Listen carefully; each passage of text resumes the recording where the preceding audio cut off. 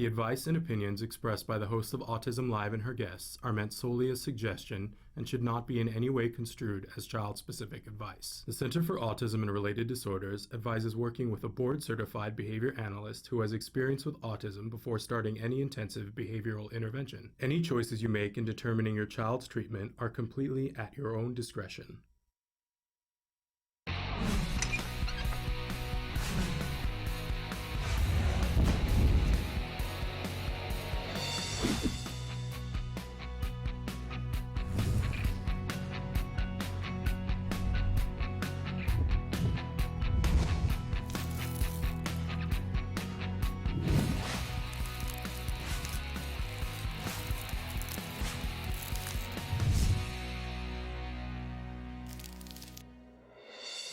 Good morning and welcome to Autism Live. I'm Shannon Penrod and we're coming to you live from the Warner Center in Woodland Hills, California. This is the home for Autism Live. It's also the home for the Center for Autism and Related Disorders. I'm thrilled to be here with you on this Thursday morning. I want to first of all thank you. I know it's been sporadic whether we're here on Thursday because we had a lot of other projects. It's the summer now, and so it's going to be sporadic again, but we'll talk a little bit about that. We're here this week, and we're here next week, and then we're off for a week and a half, and then we're back for a while, and then, then I'm gone, but we're going to have some new content playing. We've got some good stuff coming from you, but so we'll try to continue to be a presence here on the site, and we're here today, and that's really what matters. I want to remind you, we're going to be with you live for the next 2 hours, and we're going to be talking about autism from a 360-degree perspective. We're going to be answering your questions live because this entire program is meant to be interactive. We love it when you guys participate with us, when you write into the show, when we have an opportunity to talk to you. We're trying to streamline that process and get it so that we can listen better and react better. So I want to let you know we're hearing that and trying, because we need to get, there are many of your questions and comments that we don't get to, and that keeps me up at night. But in any case, Samantha's going to show you some of the different ways that you can communicate with us. And while she does that, I want to remind you that our homepage is autism-live.com. And when you go there, many things to do. It looks like a desktop. If you click on the triangle that is on the computer screen, that starts either the live show playing or the most recently recorded live show playing. But there are other things that you can do there. For instance, up in the upper left-hand corner, there's a little memo tab on that computer screen. It's, looks like a dot with little lines next to it, like you're making a memo. If you click on that, it will show you the 100 most recent episodes that we've done here, and you can play any of those. To the side of all that is something we call the live feature. If you put your cursor in the box that says your question and you start typing, all you have to do is hit enter. And that's really literally all you have to do. You don't have to log in. You don't have to create a password. You don't have to pull out a credit card. It's all free. It's all anonymous. And in fact, that's one of the things that I love the most about it, because now you can talk to us and it's sort of instant gratification on Facebook Live, and you can talk to us on YouTube and you can write in comments there.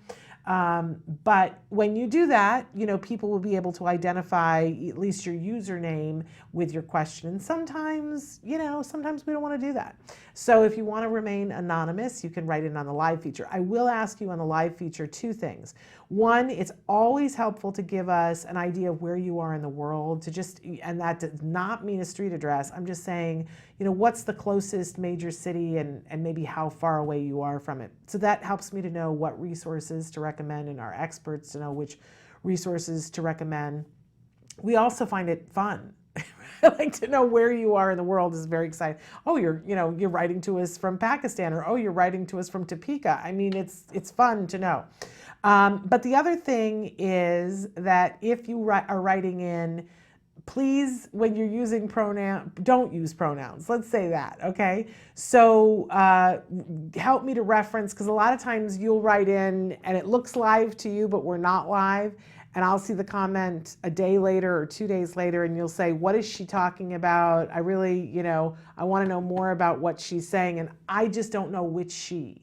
So help me to know which she you're talking about.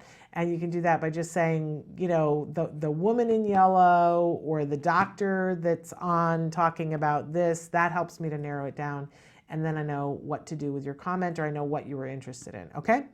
Now, I always like to start the show by reminding you that we have a bunch of experts that are on the show, and I am not one of them. I am an autism parent, and I'm a former teacher, and I have been doing this particular gig for a while. So there are a lot of things that I've learned, I will say that, but I'm not an expert. I even, there are times when I say that my expectation is that at some point I'm going to be an expert in my kid, but every time I say that, he grows and he changes and he learns, and I'm no longer an expert. So not an expert, but somebody who cares passionately about everybody in our community, whether you are a parent, a teacher, a practitioner, a person who is on the spectrum, or someone who loves someone who's on the spectrum, that's an aunt, uncle, cousin, whatever. You are welcome here. You are a part of our community, the autism community, and we want to help you to get the resources and answers, and sometimes even the questions that you need to get to that help you to get to the progress that everyone in this community so richly deserves.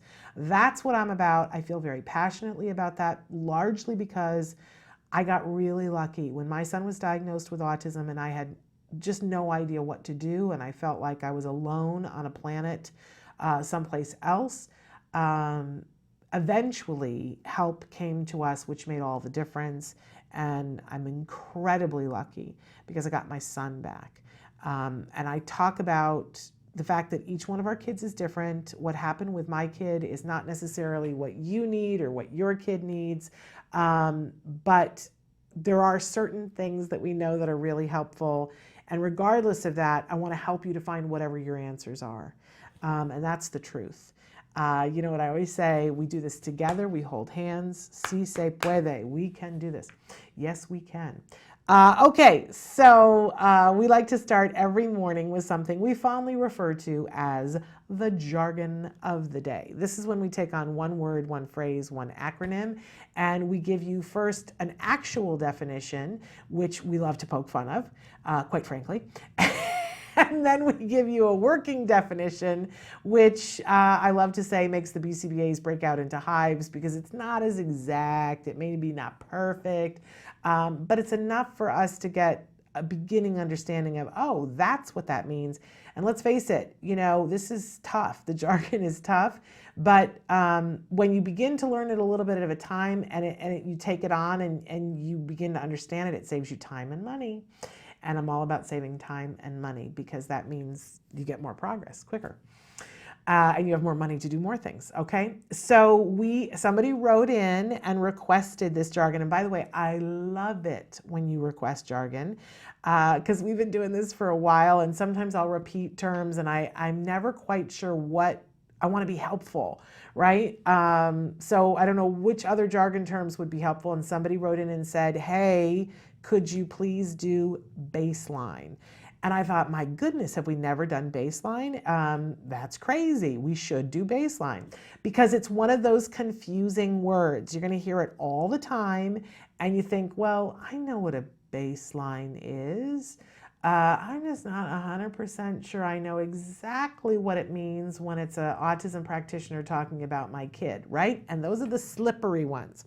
Okay, so let's talk about baseline. Let's look at our actual definition. Oh, it's such a good one. Let's make big fun of it, shall we? Okay, baseline, a condition of an experiment in which the independent variable is not present. Data obtained during baseline are the basis for determining the effects of the independent variable. A baseline measurement creates control condition that does not necessarily mean the absence of instruction or treatment, only the absence of a specific independent variable of experimental interest. Shall we all run screaming into the streets with our hair on fire? What? What? I mean, I know what a baseline is, and I'm like, it hurts my head. It hurts my head a lot. Okay. And we can pick it all apart and eventually you go, oh yes, no, okay, I get it completely what that means, but why? Why would we? We have other better things to do. So let's move on to our working definition, a baseline. It's a scientific measurement of the behavior before the intervention occurs. It could be how long the behavior lasts, how often it occurs. I'm sure that there are other ways to measure a baseline too, but here's the deal. You have a child and there is a behavior of interest that is concerning, right? Maybe it's that your child, you say to your case manager, you say, my child is tantruming and I can't handle it. I need some help. Help me with the tantrums, right? And one of the first things that's going to come out of that practitioner's mouth, they're going to look at you and your team of therapists and they're going to say, well, let's get a baseline on it. What they're saying is, before we do anything, before we change any of the variables in this behavior, let's see how much it's actually happening, because sometimes that's huge information, right? And sometimes that alone can be very informative of, how often it's happening. And sometimes it's different than what we thought, right? That it would be easy for me as a parent to say, my child tantrums all the time. Well, because it feels that way. It actually feels that way sometimes. But the truth is that maybe the child is tantruming 50 times in a day. And that's a lot, but it's not constant, right?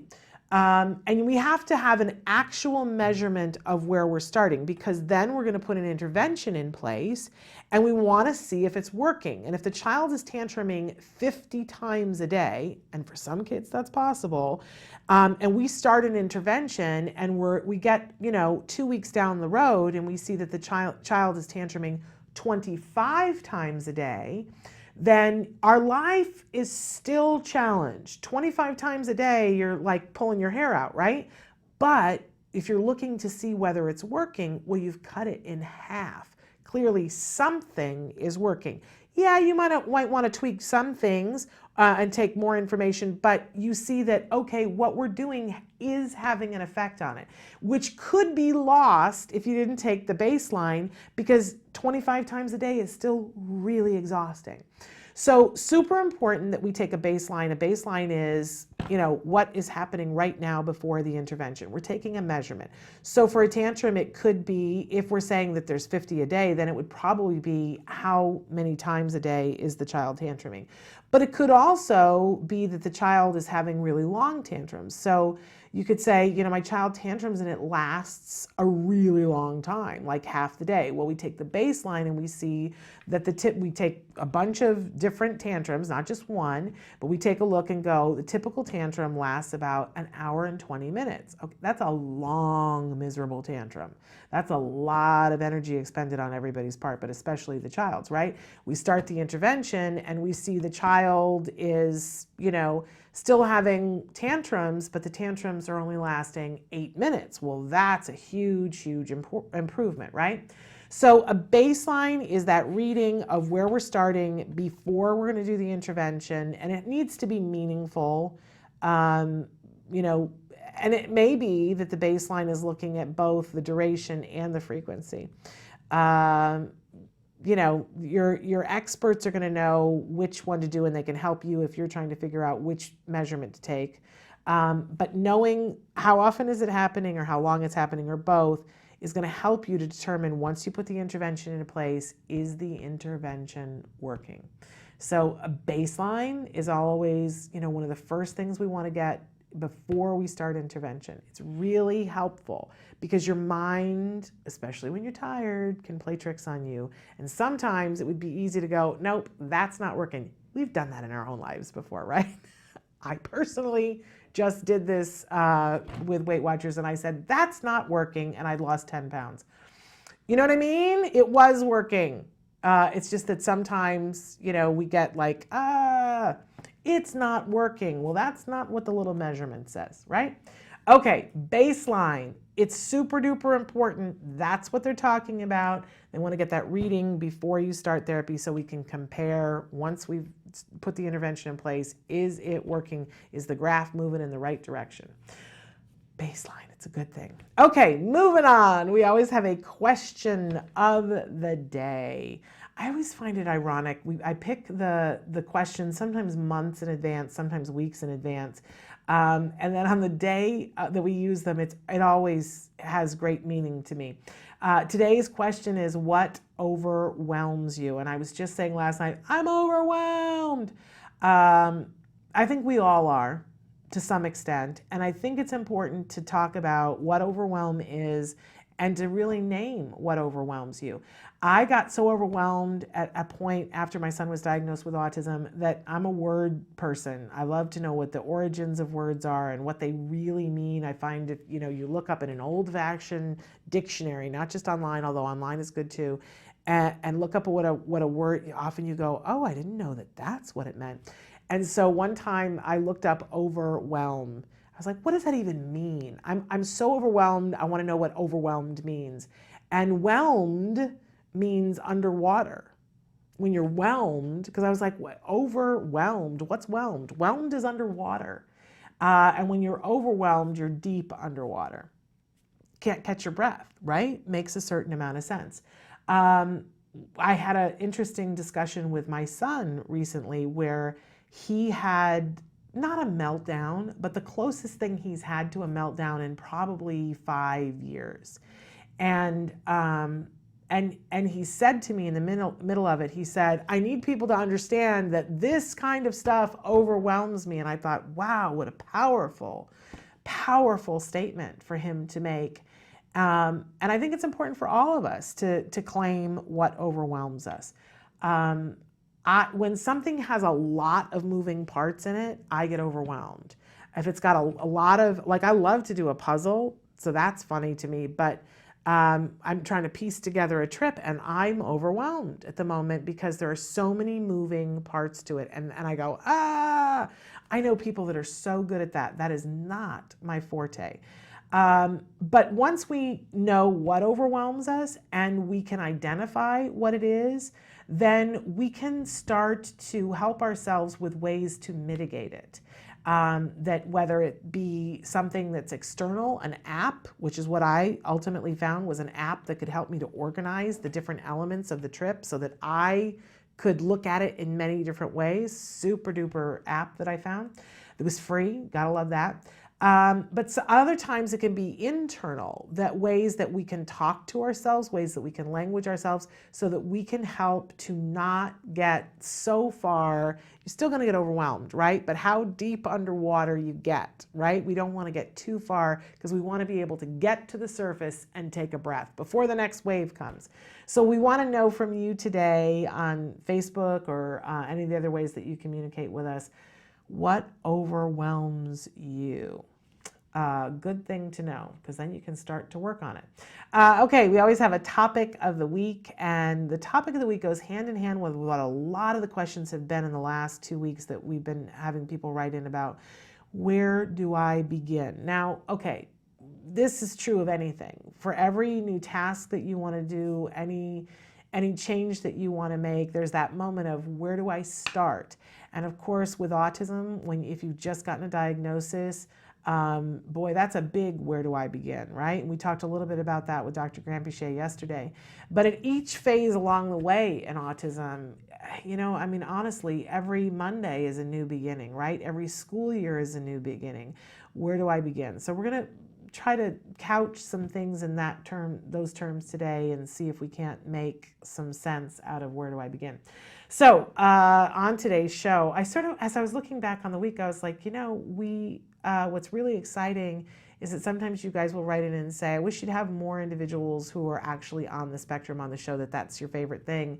And we kind of had a great week of that. So I'm really happy about that. In just a few minutes, we're going to be joined by Russell Lehman. We've had him on the show before. He is known as the Autistic Poet. And he's an amazing young man, a motivational speaker. He goes around and does talks. And Russell had a post, I think it was last week on Facebook, and we had referenced it on Let's Talk Autism with Shannon and Nancy. He was in an airport, and I'm going to let him tell the story, but he was having a bad time. He's a very high-functioning, successful young man who's very articulate, and yet he was having a really rough emotional time. And an employee of United Airlines stepped forward and made a huge difference and was able to help him help him to get over an overwhelm that he was experiencing. And so we're going to talk with him specifically about what happened, who helped him, and how he helped him. Of course, it's Thursday, and we love Thursday because special education attorney Bonnie Yates is going to be joining us, and we're going to be talking a little bit about due process, that thing that none of us really wants to do, but sometimes you certainly have to be willing to do that, because sometimes that's what's required to get the educational progress that you need on your IEP for your child. So we're going to be talking with Bonnie Yates about that. And then Alex Plank from wrongplanet.net is going to join us. Alex has been on the show many times before, but hasn't been on for a little bit. And he's the founder of wrongplanet.net, as I said, but he has a conference that's coming up in Wisconsin right before the Autism Society of America conference. So if you're planning on being in Wisconsin, I think it's Madison. Yeah, I think so. We'll check with, no, maybe it's Milwaukee. I think it is Milwaukee. The second week in July, there are 2 conferences that you can attend. And the one that Alex is leading is about health for individuals who are on the autism spectrum. We're going to talk with him about that. And then he will be going also to the Autism Society of America conference, which is a great conference. I went to it last year with my son, and oh my gosh, we had such a great time. I am not at this year's conference, unfortunately, because I am going to be in New Mexico and Texas and Arizona, and we're going to talk more about that. Anyway, I got to wrap it up because it's time for Russell. So we're going to take a break, and then we are going to be back with the autistic poet after these messages. Stick with us.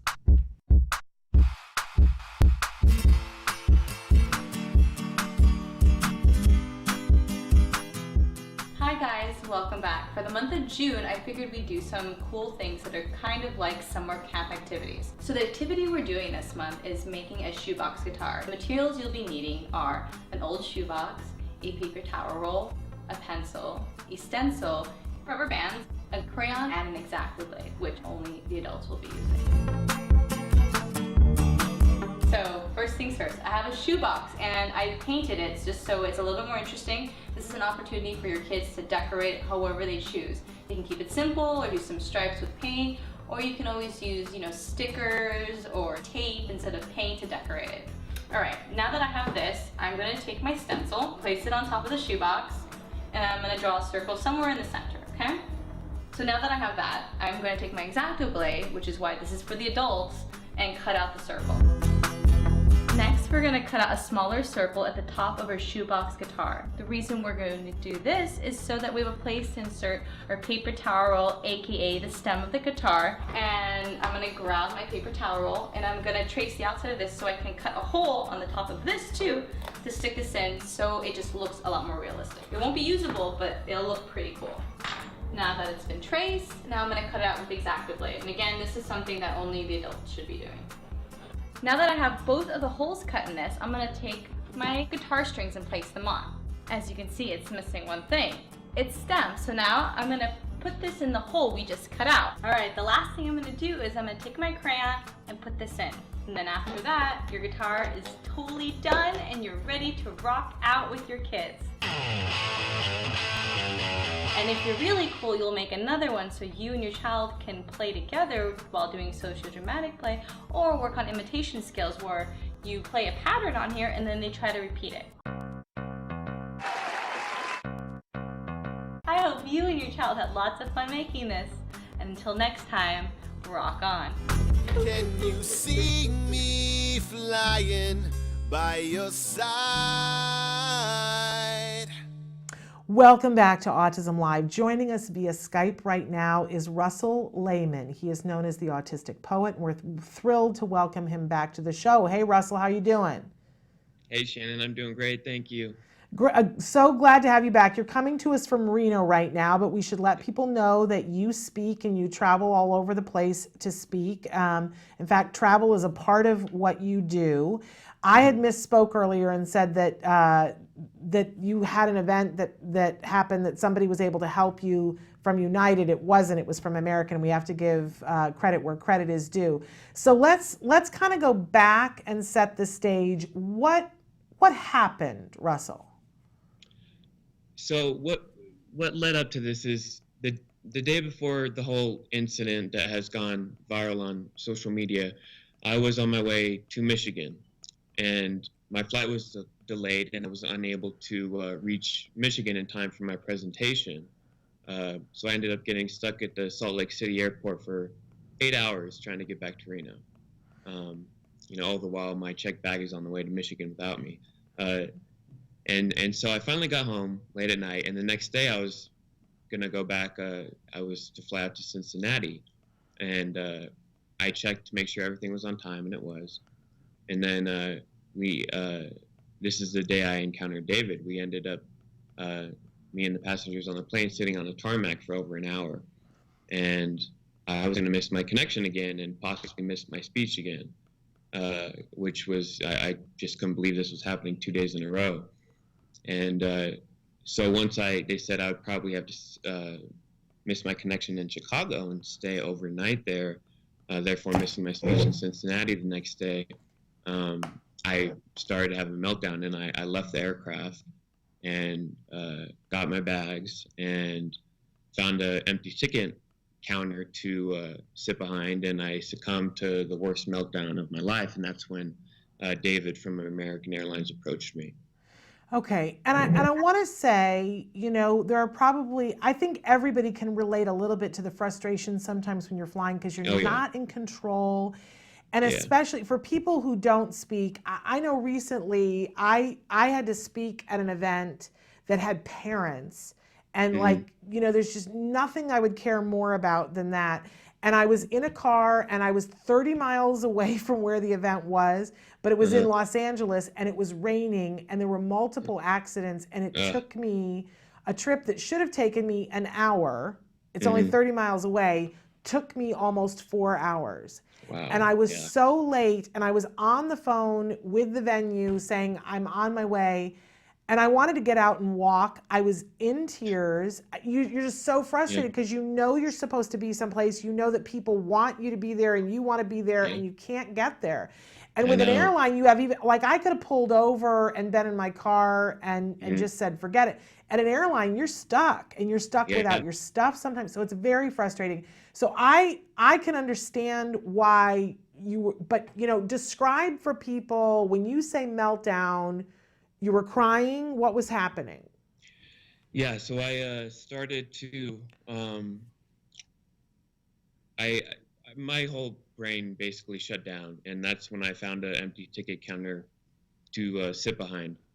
And after, I sat down, I started to hyperventilate. I was crying a lot, and my mind was racing. My brain felt like it was on fire. I couldn't think at all. I couldn't comprehend what was happening. And just, the slightest amount of stimuli that I would see or hear or smell or feel would just exacerbate my symptoms. So I just started rocking back and forth, trying anything to help soothe, the pain that I was in. And pretty vulnerable. It's a pretty vulnerable state to be at in a public place. And so David approached you, and what did he do? He crouched down beside me, which in itself, is a risky move because, I'm a total stranger. He doesn't know what I'm maybe capable of, right? Especially in a moment like that. So he crouched down beside me, and, the first thing he did was show me compassion.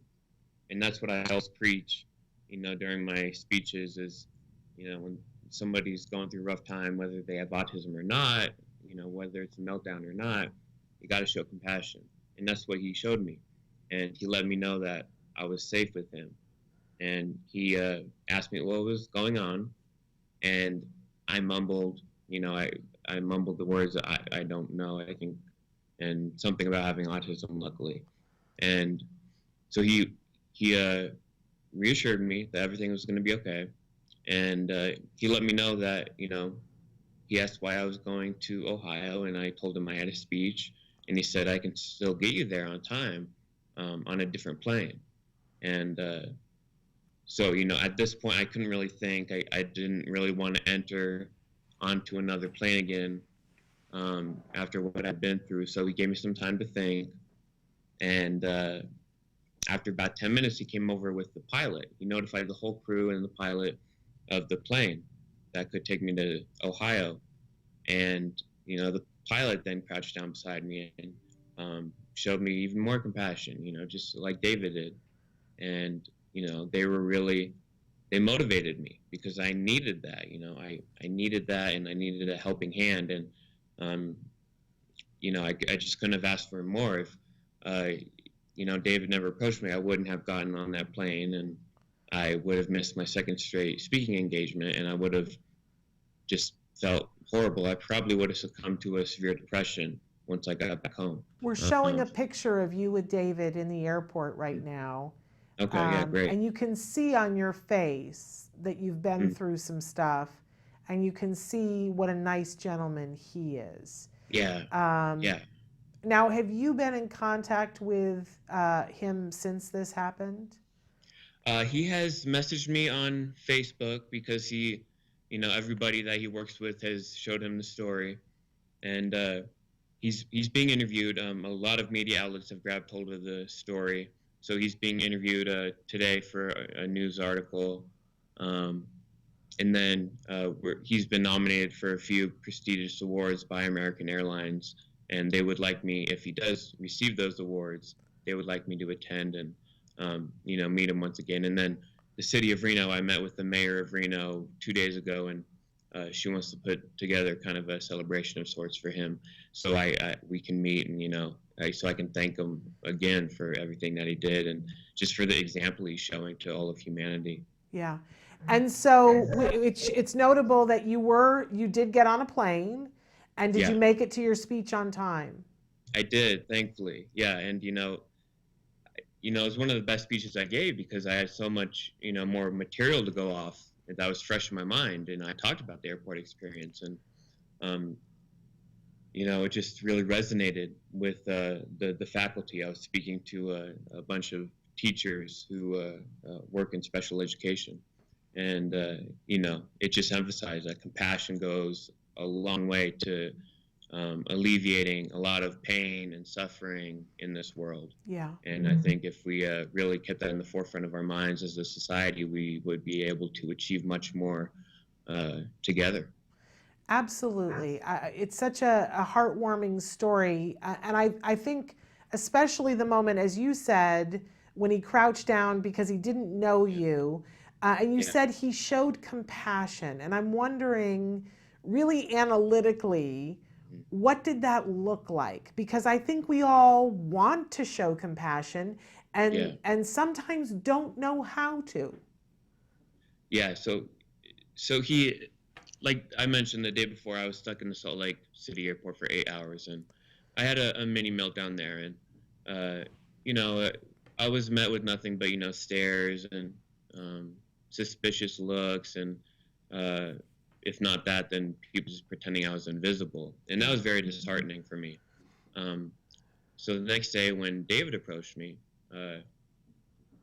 he like I said, he crouched down beside me, and he just genuinely, I could tell his words were very genuine. You know, are you Russell? And I said, yes. And he said, what's going on, buddy?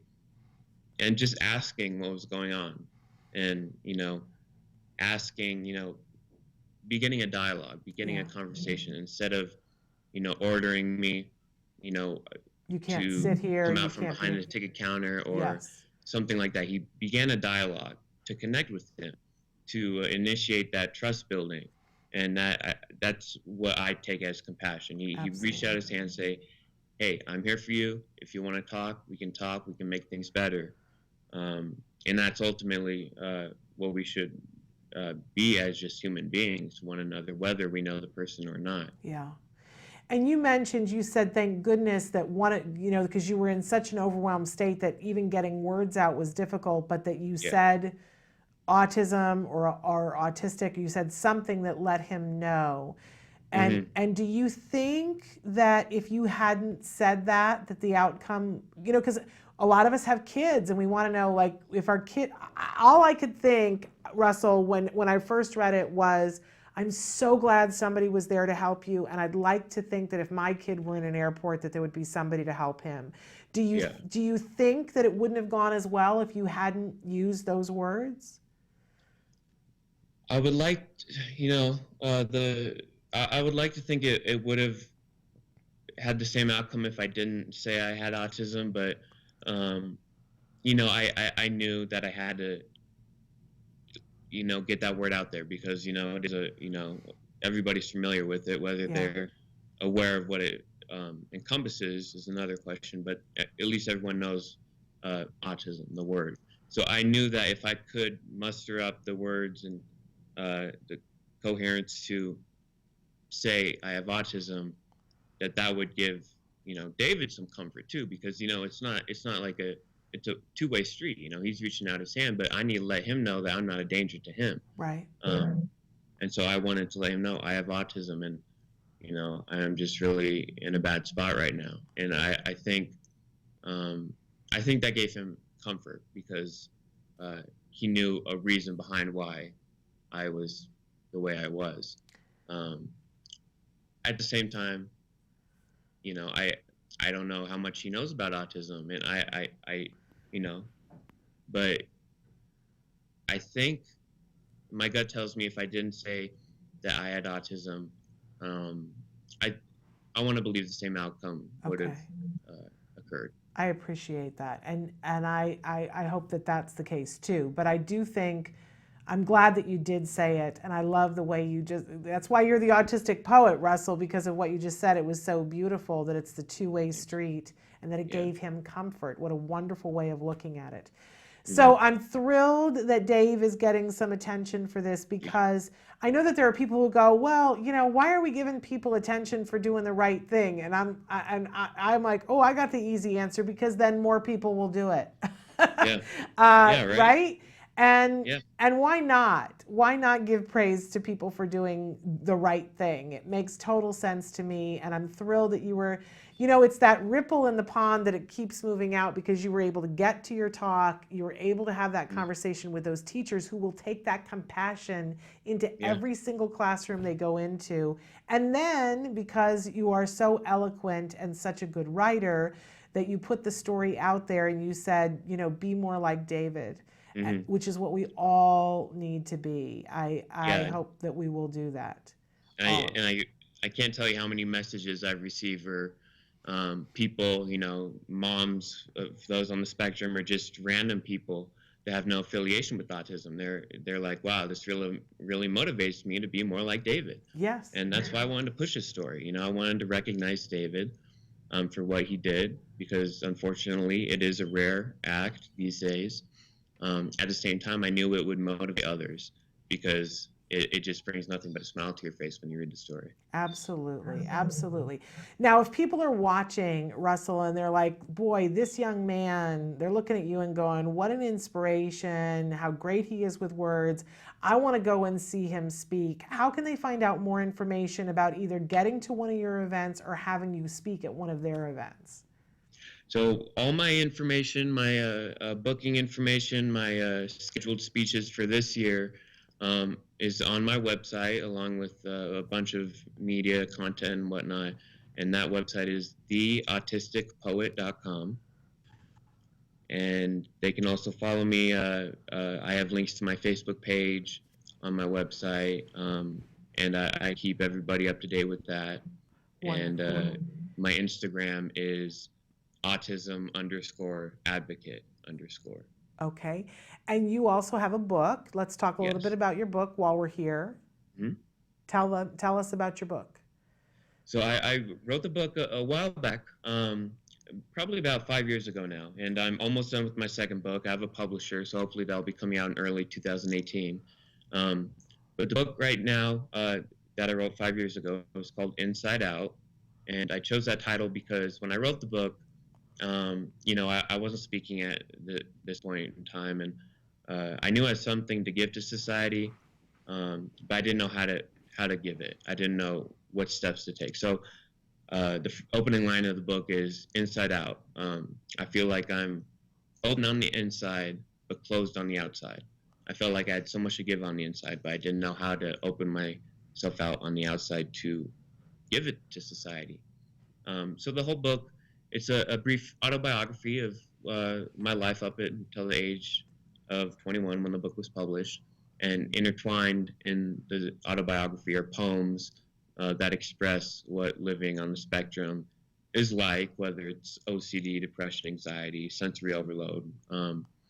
And it's a short read, so it makes for a very inspirational read that is simple and easy and pleasurable, and something you can just refer back to on multiple occasions if need be. And what's the new book? The new book, I don't have a title for it yet, but it's going to be more about the lessons I've learned and insights I've gained over my very long 26 years. I love that you're laughing at that, because Yeah, the rest of us will too. right? I appreciate you that. you have to, and that's why I became a speaker, honestly, Shannon, is, I've learned to run towards my fears and not away from them, to embrace my challenges, because they made me who I am today. And I have to say I love who I am. And, when we run towards fears and challenges, we find out who we are inside. We have time to look inward and find out what we're made of, what we're capable of, and what we're capable of achieving. And we really become more in tune with ourselves, and that leads to becoming our own best friend, which will help out when we go through difficult situations in life. But to get back to the second book, it's I don't want to say self-help, but it's more, like I said, the insights that I've gained, the lessons I've learned. I just, when I speak, I give hope to so many parents and individuals and just the general public, and I want to put that in a book and have it reach a much further audience. And I think it's turning out really well. Like I said, I'm almost done, but hopefully it'll be coming out early next year. Okay, and we should point out, because there are a couple of speakers that are on the circuit that we've had on the show that are, I'm trying to think, all except for Dr. Grandin are youngish men who are on the spectrum that are speakers. And somebody had said recently, is this a trend that, this is a hard job, and that you are working really hard every day to find opportunities to speak, and then the actual going to these events and speaking. I think sometimes people think that's a really cushy job, and I know for a fact that it is not. How do you manage the stress of that with planes that aren't getting there? And, talk just a little bit about what that's like so that people understand this is not just like, all hearts and flowers. Yeah, so I'm still getting used to it. My speaking career is taking off like a rocket, because I didn't travel to give a speech. The first time I traveled to give a speech was only 9 months ago. And this year I'll have gone to 24 cities.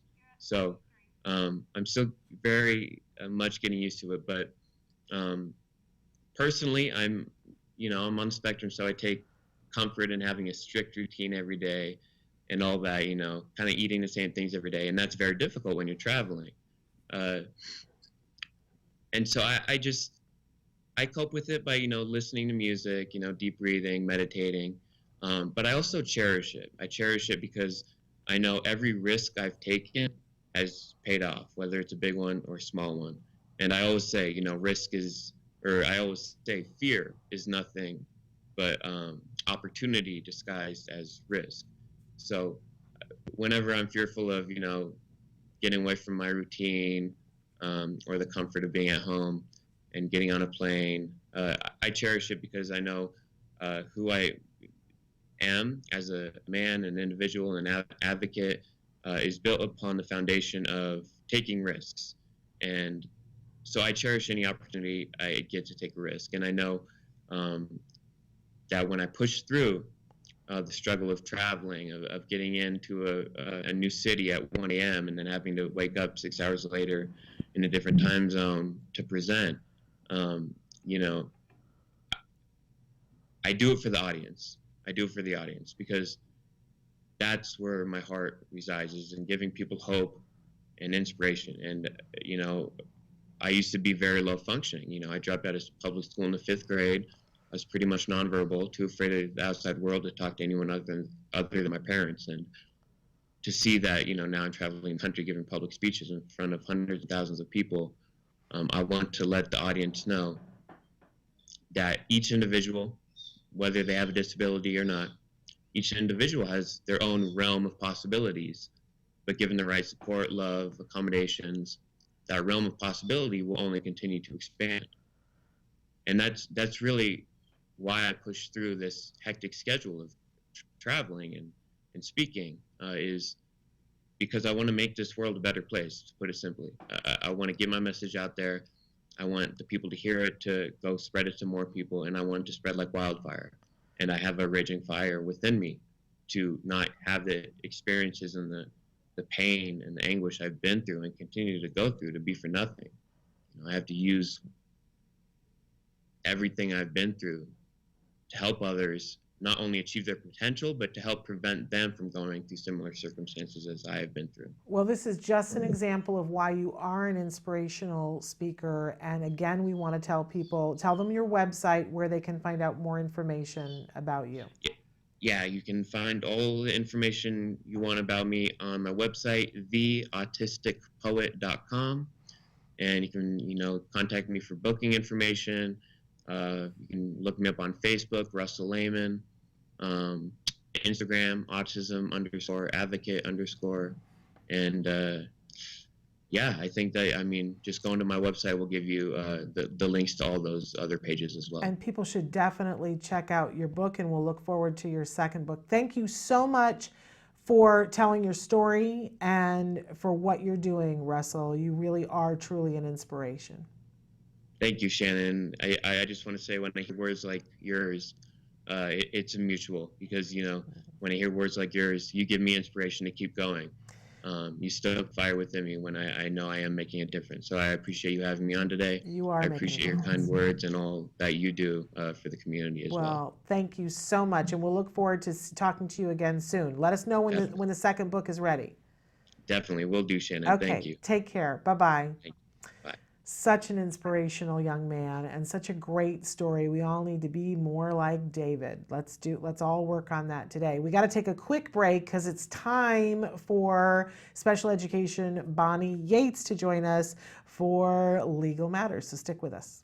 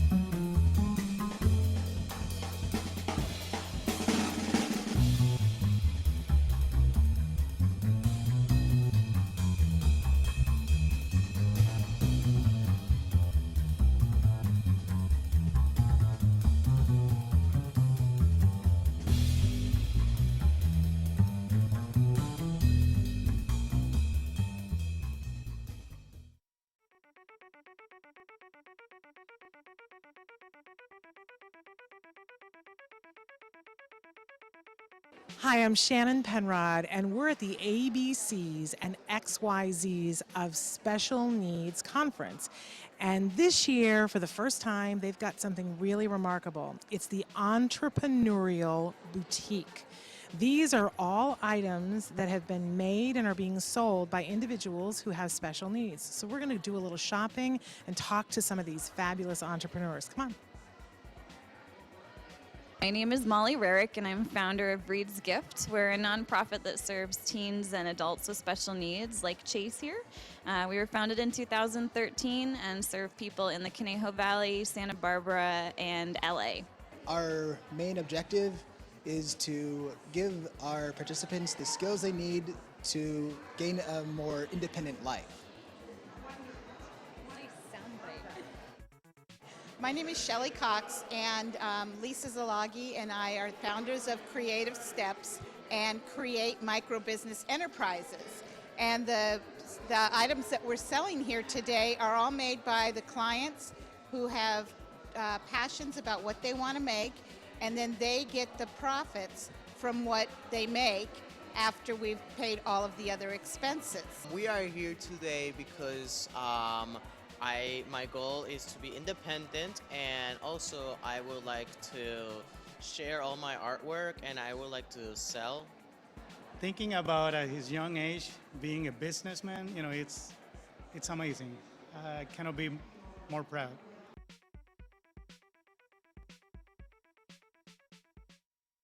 Welcome back to Autism Live. We're running a little behind, and I feel bad about that. But right now, joining us via Skype, we have Bonnie Yates. She's a special education attorney coming to us. She is with the law firm of Hirji and Chow, and we want to thank them for lending us her wonderful abilities for this time, where she answers your questions and we talk about topics having to do with legal matters. And so, Bonnie, welcome, and thank you for putting up with our Catch As Catch Can summer schedule. No. Your schedule's good. Well, schedule's good. Wonderful. And we always have a disclaimer that we like to give at the beginning of the show. I'm going to leave you in charge of that. All right, we're going to do it like really rapidly. The law firm that's kind enough to let me do this along with Autism Live, which is kind enough to let me do this, is Hirji and Chow LLP. They're a Culver City-based law firm. They offer a free consultation for pretty much anyone who wants one. The telephone number is 310-204, that was an old number, 310-391-0330, and we're on the web.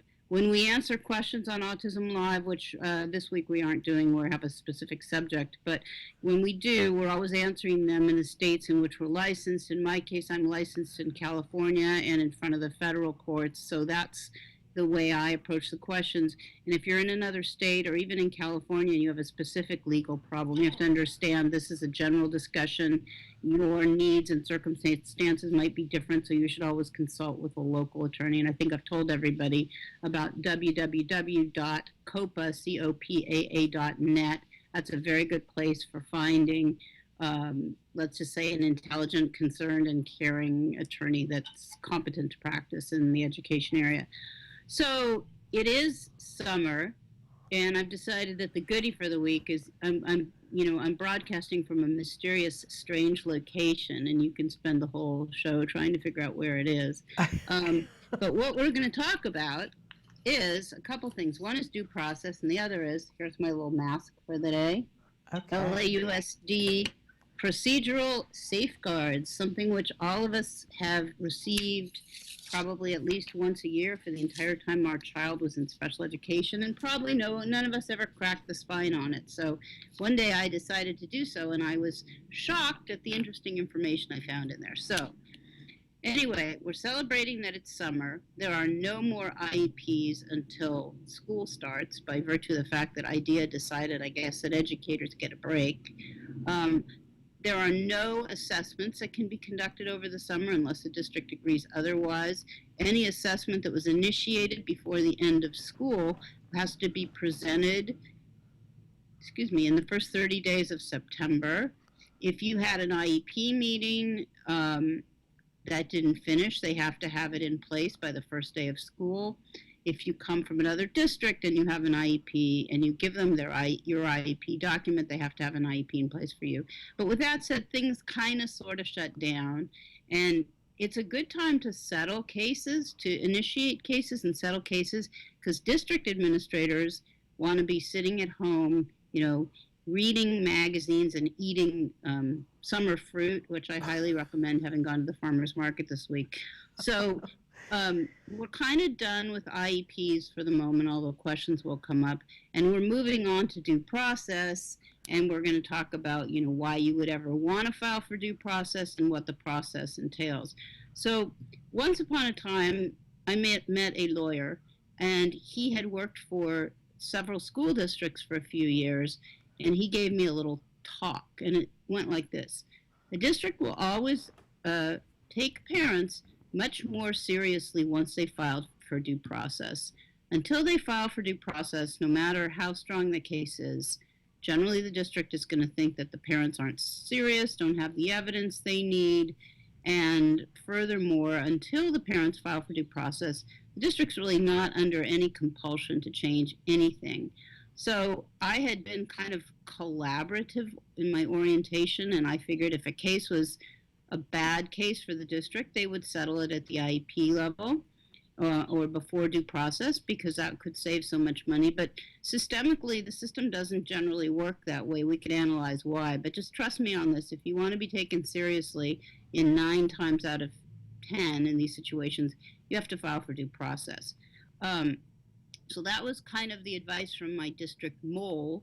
And once I began to plug that in, along with some of his other fly-on-the-wall observations about how districts work, I found that I was much more successful in actually getting somewhere and sooner. So that's kind of the thing about due process, is it starts a clock running, and the district has to respond within a very set time frame, as you'll see. So what I was saying, though, about summer is that people don't want to be subpoenaed to testify. Hey, Bonnie, something just happened with your microphone. Did it just get covered? We just lost a lot of volume. Huh. Oh, now we've got it back. I guess that's the answer. Okay. Okay. So so district people don't want to testify.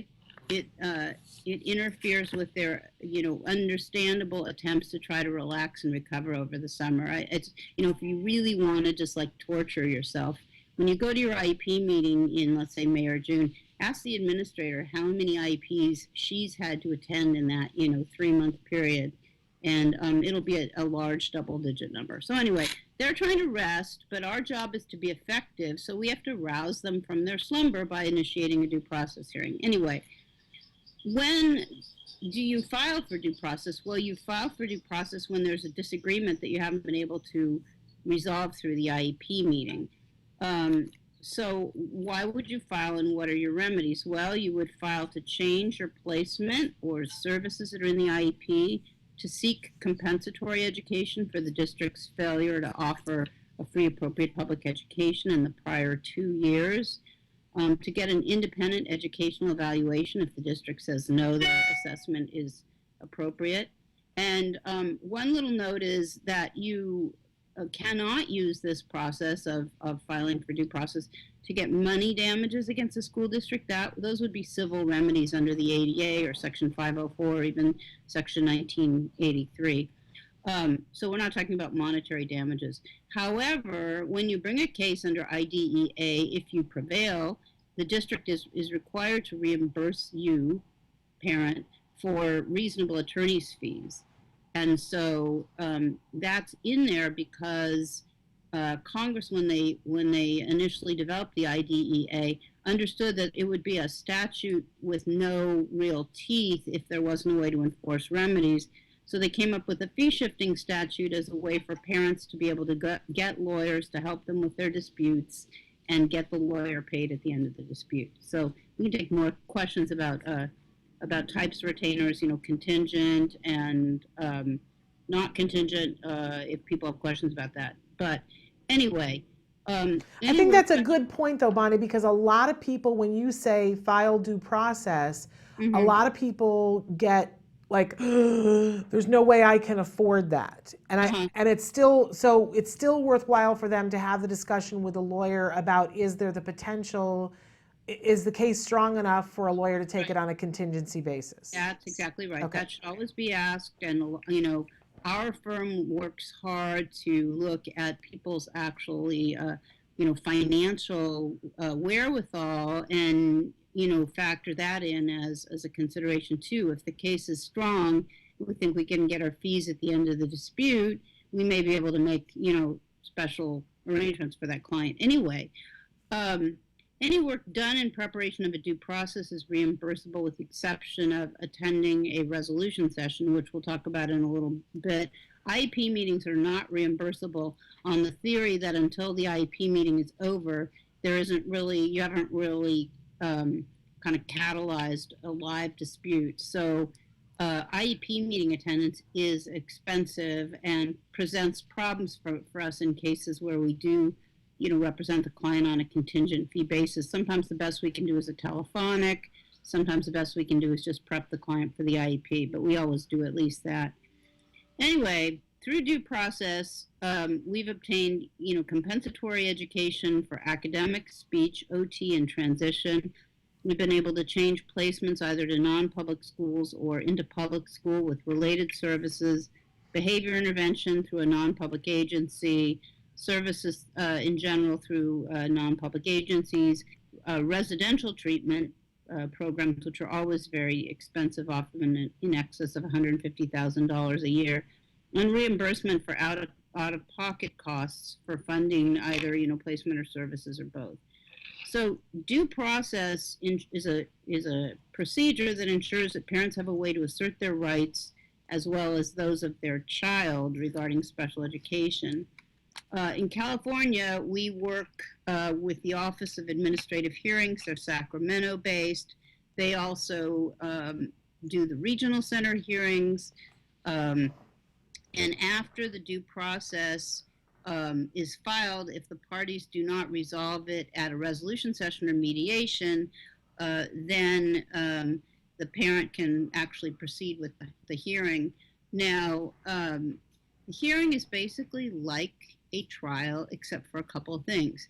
It's not in a courtroom, it's usually in a conference room, and it's not recorded by a stenographer, it's audio recorded by the hearing officer. And the hearing officer is the only decider, there's no jury, and his decision is appealable. But you basically are looking at preparing for what will likely be at least a 5-day trial on the issue of whatever it is that's being raised. The district's offer wasn't FAPE. The district's assessment was inappropriate. The district failed to implement my IEP properly, et cetera. If you lose the hearing, you have the ability to appeal within 90 days. You must appeal within 90 days in California. And on appeal, all of the services in your last agreed upon IEP are stay put. So there are some different remedies available to parents, and they tend to gravitate, understandably, toward informal dispute resolution because it sounds good, it sounds less expensive, and parents don't want to, end their collaborative relationship with the district. Problem is, alternative dispute resolution almost never works. Because no attorney involvement is allowed, and the district kind of really controls the agenda, and they take advantage of the parents who don't really know what their case is worth, and they offer them very low-ball offers. We don't do ADRs because generally district policy is that attorneys can't participate in them, but what we do get is parental attempts to settle the case at due process that haven't been successful. Meanwhile, the clock is running in terms of what they can file on, and it's possible that they have lost a very good IEP, very actionable IEP, because you can only go back 2 years. So the goal, I think, once you realize you have a problem, is to get out of the IEP level of things and get into due process as quickly as possible. Assuming you have the evidence that you need to be ready, like you have, an evaluator who can testify as to what the child's needs were or whatever. So we've talked about kind of the mediation only, alternative dispute resolution. There's just not a lot of pressure on the district to settle, and they don't usually settle. When we file for due process, the hearing office gets the case, and they issue a case number, and then certain things start to happen. One thing is, we're filing a complaint, and the district is required to provide an answer, a written answer. And so that is interesting in that it sometimes gives you some insight into how the district is thinking about the case, but a lot of the time it's just kind of blanket, disclaimers like, we don't agree that our evaluation was inappropriate. We think that the mild to moderate autism class was an appropriate placement, blah, blah, blah. But sometimes they're a little bit more transparent. When you file for due process, you are going to get 2 opportunities to settle before the actual hearing. The first one is resolution session. The second one is mediation. We're gonna talk about those. But I wanted to say first that either parents or the district can file for due process, although the district's grounds are kind of limited. You know, it's usually going to be about the appropriateness of a services or placement or an evaluation. A parent, on the other hand, in California can file for due process up to but no more than 2 years from a triggering event. So that could mean an IEP, an assessment, a district failure to do something that you've asked them to do that you believe they're legally obligated to do. And you can also file at any time for any matter relating to the identification, evaluation, or educational placement of a child or the act of providing a FAPE for the child. So this means that you can file if there's a disagreement about any of the above. There's different kinds of violations. Some are substantive, some are procedural. I'm not going to really get into that today. I think we could have a whole separate discussion on, you know, just what's in a due process complaint and how you allege, you know, appropriately, how you allege violations of IDEA. But anyway, if you have either a procedural or procedural violation with substantive harm or a substantive violation, you can file for due process. And so that gets the whole thing going. And then the hearing office quickly kicks back a scheduling order with a mediation date and hearing dates. Now, you notice I said there was a resolution session. The district is responsible for scheduling that. I believe it's within 10 days of receipt of the complaint. And what that is, it's supposed to be an expanded IEP team meeting at which you can talk about what it would take to resolve your case. Now, it used to be the case that I thought that going to resolution sessions was valuable because it sort of forced the district to start thinking about the case. But lately, districts are so overwhelmed and disorganized that you sort of get there, you get somebody from the district to sit down with you and they say, oh, I've just gotten this, I have to look at it, you know, let's talk about mediation. So lately, we've just been, you know, going to mediation instead. But, if you were to attend a resolution session, you can definitely negotiate placement and attorney's fees, but there's no attorney's fees for actual attendance at the resolution session because Congress set it up that way because they were hearing a lot from school districts about outrageousness of attorney's fees, and they decided to build in one more chance to settle without fees.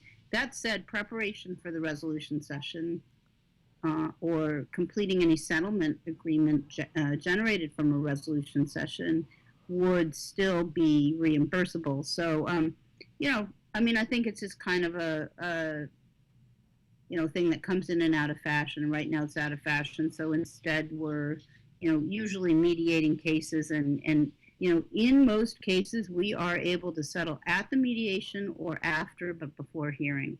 So, districts do really look up and start paying attention. And it's interesting, I have a case that I had to file on, I think about a week ago, kind of doing an abbreviated filing, and then I'll amend it later because the statute of limitations was going to run. And interestingly, yesterday I got a letter from the school district, and they've offered me a settlement offer for a non-public school for the client, but only for 1 year and not subject to stay put. But that tells me that that district thinks there's something very wrong with what happened in the last year or so, because that's really the only situation in which you see somebody sending you a settlement agreement before filing for due process. So it does happen, but it's very rare, and it's always enjoyable because it tells you you're on the right track. Anyway, just going back to kind of your more substantive case, you'll be looking at whether you'll be putting on evidence about the fact that the district's placement offer didn't constitute a free, appropriate public education. And the parent has the burden of proof, which means they have to prove that it's more probable than not that the district's offer didn't constitute FAPE. And just, going back to some of our other discussions, the current definition of FAPE is that basically the school has to offer an IEP reasonably calculated to enable a child to make progress appropriate in light of the child's circumstances. Now that is the language in Andrew, which we talked about, I don't know, a month or so ago. In terms of winning, which is always kind of the goal, if there are procedural violations, those are the easiest ones to win on, whereas a substantive violation is more a subjective matter of opinion. So let me give you an example of a procedural violation that would be a dead bang loser for the district. Let's say the district failed to make a specific written offer of placement at the IEP meeting, so the parent could not figure out what the offer was.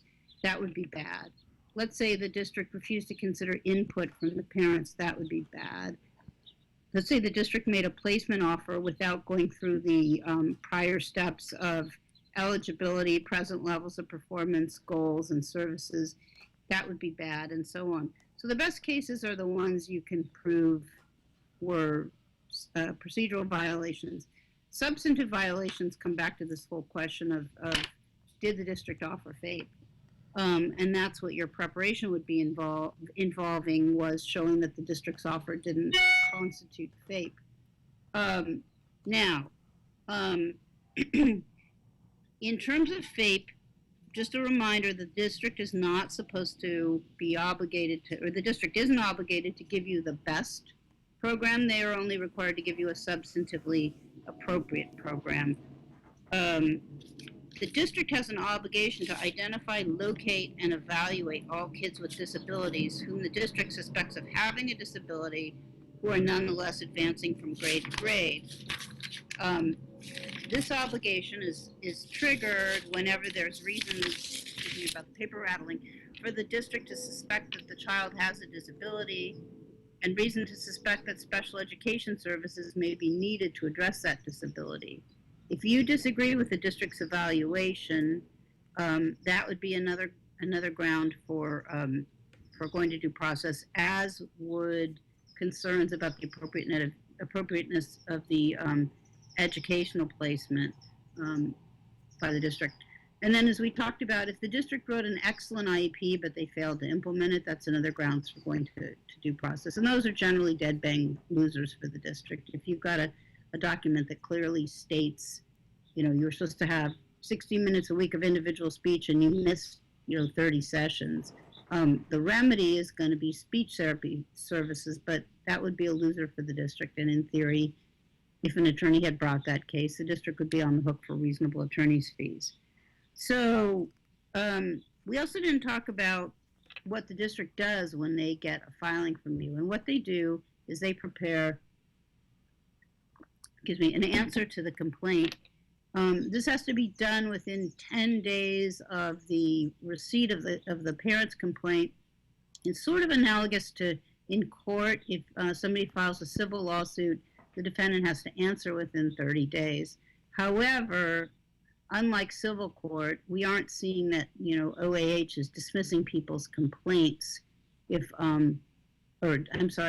aren't seeing any penalty, I should say, on the part of the school district if they fail to answer the complaint, but most of them do it. And it'll basically be their thought process about why the complaint is not accurate and why they've offered FAPE. But I always look at those to sort of see if there's anything interesting in there. Usually it's pretty boilerplate. So we've talked about we've talked about the complaint, we've talked about the resolution session. It's supposed to be mandatory, but interestingly, we're seeing a lot of districts waiving it. Once you've got your hearing dates and stuff like that, then where you're at basically is preparation for hearing and all the things that need to be done to prepare for hearing. But I guess before we go to hearing, we go to mediation. So if we're out of time, we could pick up with mediation next week. I'm not sure where we are schedule-wise. Okay.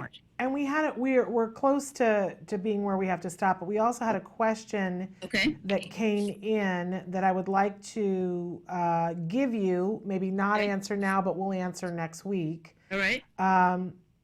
The question is, I requested twice that my son is provided OT services at school. However, OT determined by looking at some samples that he didn't need it, but I never received an official OT evaluation from school. Should I have been provided a written OT denial notice or denial of service with the appropriate explanation? It's Palm Beach County School District. They provide a counseling, psychology services for students other than school evaluations. I don't know whether that's a question. Palm Beach County School District provide counseling / psychology services for students other than school evaluations, ? Do they not provide counseling / psychology services as a related service? So was that a written question that you'll send to me? Or I will send that to you, but I wanted the person who's watching to know that you will have that, and perhaps we can start with that next week and then pick up on the due process. Yeah. But I have to say, Bonnie, that is prior written notice. The district has to give them what's called prior written notice. They can't ignore the request. Okay, so do we even need to, that's just the answer? Do we need to No, I think we need to talk about prior written notice, and it kind of fits into what we're talking about anyway. Okay, so great. We'll start with that, then we'll go to mediation. Okay, but I have to say this is all very informative about mediation, because I think, or about due process, I think a lot of people are scared and overwhelmed about what the process is. They're scared and overwhelmed about whether they can afford it. And even as you were saying, you know, you have to make sure, before you file due process, you have to know whether you have a case, and some of us don't know. And then you have to know that you have access to experts who can attest to why you have a case. But all of that should lead us to getting legal help. Am I correct? Right, it should. And I'm going to put on the list for next week this whole question of how do you get an expert, particularly if you can't afford one. Yeah. You know, how do you get an expert? What do they do? Why do they matter? Well, I think that a lot of times school districts prey on the fact that we don't know the answers to these things, and so we get paralyzed. Yeah. And I'm hoping that this information will empower people. And I have to say this too, it was very interesting for me to hear about this on this side, because as you know, I, as a parent, have never filed due process, but count them, 2 times the school filed due process against us. So I've been. That means really have their attention. Yeah, well, I've been in that pipeline twice, but not from us instigating the actual due process. Not that we weren't going to, but they beat us to it. We can also talk about what happens when the districts initiate due process against parents. Because that's stressful. I can attest to that. But having done it twice, I now know why I should not be stressed about that. Okay, well, that's good. Yeah. We're into de-stressing. Yes. But I thank you, as always, for the amazing information that you give and the goodie that you give. And we want to make sure that we tell people again, Hirji and Chow, and the phone number. 310-391-0330, and you can look forward to the next secret mystery location from which I'm going to broadcast. You know, I've been fascinated. I can't decide whether you're on a patio outdoors or whether you're in like a workbench situation. Do I get to guess? Do I get anything if I win? Well, you did just guess, so we'll give you a tour of the place sometime. All right, but I love the circular, the curved staircase in the background. Oh, okay, you can see that? I can see that. Yeah, that's the one a couple people fell down this year. Only one broke her ankle. Oh my gosh. Anyway, all right. That's another story for another time. All right, be well, everybody. We'll talk to you next week. All right, thank you so much, Thank Bonnie. you. We appreciate Have you fun. as always. Bye-bye. Bye. We continue to run a little late, so we're going to go to a quick break, and then we're going to be back with Alex Plank from wrongplanet.net. Don't go away.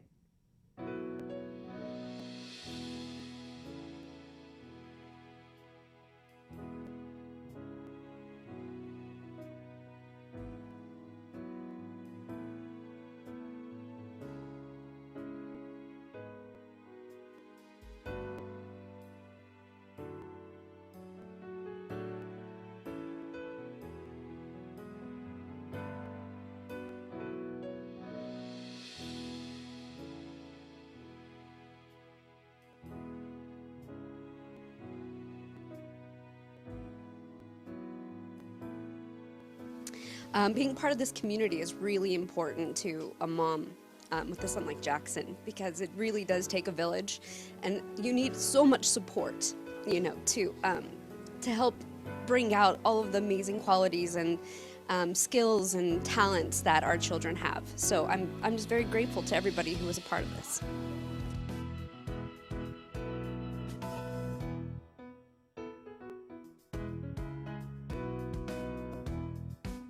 I think it helps with all sorts of that self-esteem, social skills.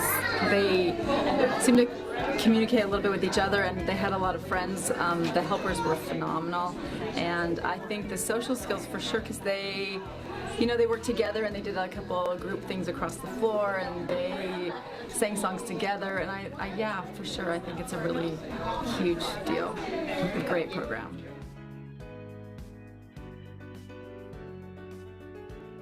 What programs like this show is the person is in front of what we call today a disorder. I think what we're finding is that these sorts of brain challenges that make people unique can actually be gifts in ways we haven't discovered in the rest of society to bring them out. So when you see a program like this and you see the kids dancing, having fun, and making up jokes, making up the story. I was here when they did that. That was so amazing to watch because they were all focused, they were all present, they were all laughing, they were all getting into the creation of this story. And that to me sort of broke the barrier to say, no, first we're dealing with people and then we're dealing with the challenges.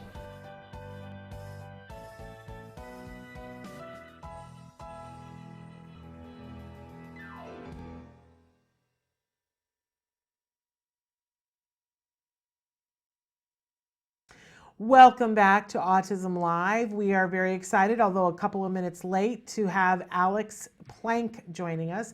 Alex is joining us from his home, and we're thrilled to have you here with us, Alex. Most of you know Alex as the founder and creator of WrongPlanet.net. We just showed a video about the Miracle Project.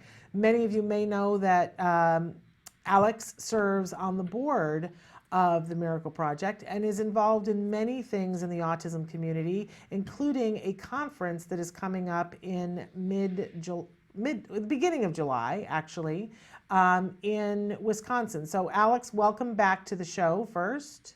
Yeah, thank you for having me back. I was hoping to come in person, but my car is, I have to go pick up my car from the shop. But I'll come next week or something. Okay, well, this is all good. Skype is almost as good. We just don't get to visit as long, but that's okay. And I don't get to see you. Well, unfortunately, there is that. But think of all the much less of a carbon footprint to this. So there's the advantage to that too.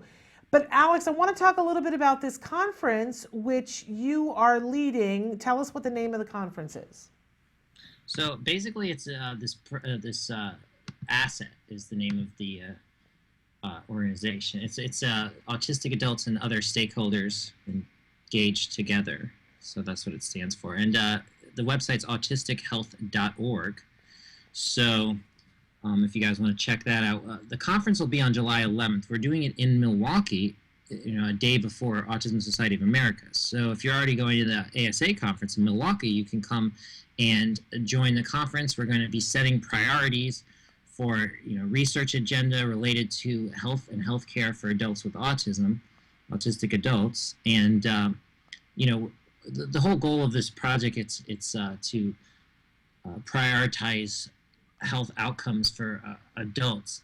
Basically, one thing that a lot of people might not realize is the statistics related to health and autism. There's 500,000 individuals, aging into becoming adults who are autistic, and there's all these things that people on the spectrum are more likely to have to deal with.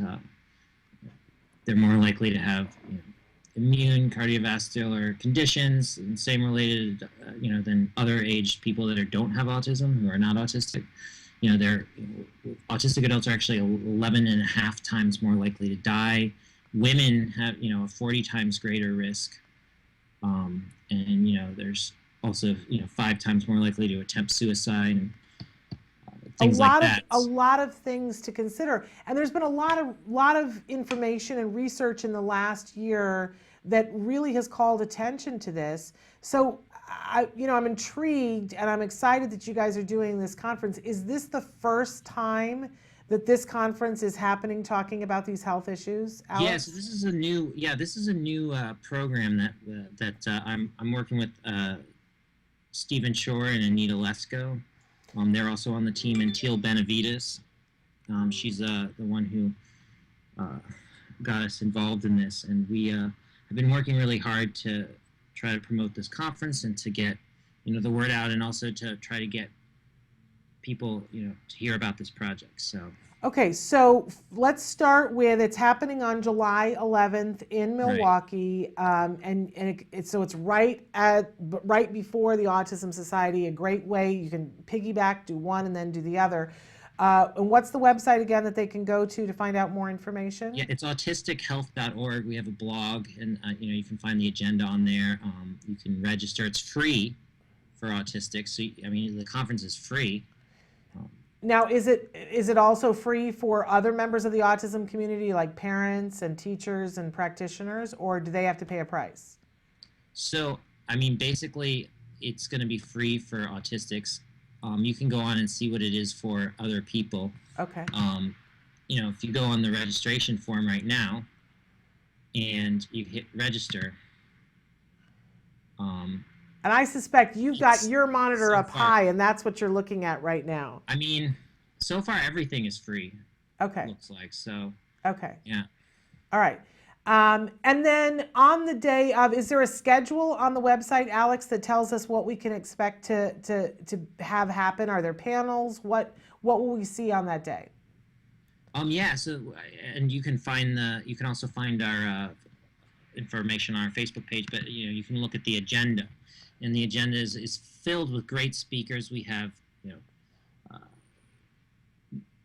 Stephen Shore is going to be there, Anita Lesko. We have Christina Nicolaitis. Are you also going to be speaking? Beth Hunter. I'll be and I'll be hosting a Twitter chat too. So that'll be cool as well. I'll be doing the lunch thing. Yeah. So it'll be, and it's all day long, and it starts at I believe 8 a.m. and goes till 5. Okay. Milwaukee, at the University of Wisconsin-Milwaukee. A beautiful place to be in the summer, and then so you can be there, go to that, and then stick around for the Autism Society Conference. And you're going to stick around for the Autism Society Conference. I am. Are you presenting or on a panel? Not that I'm aware of. Okay.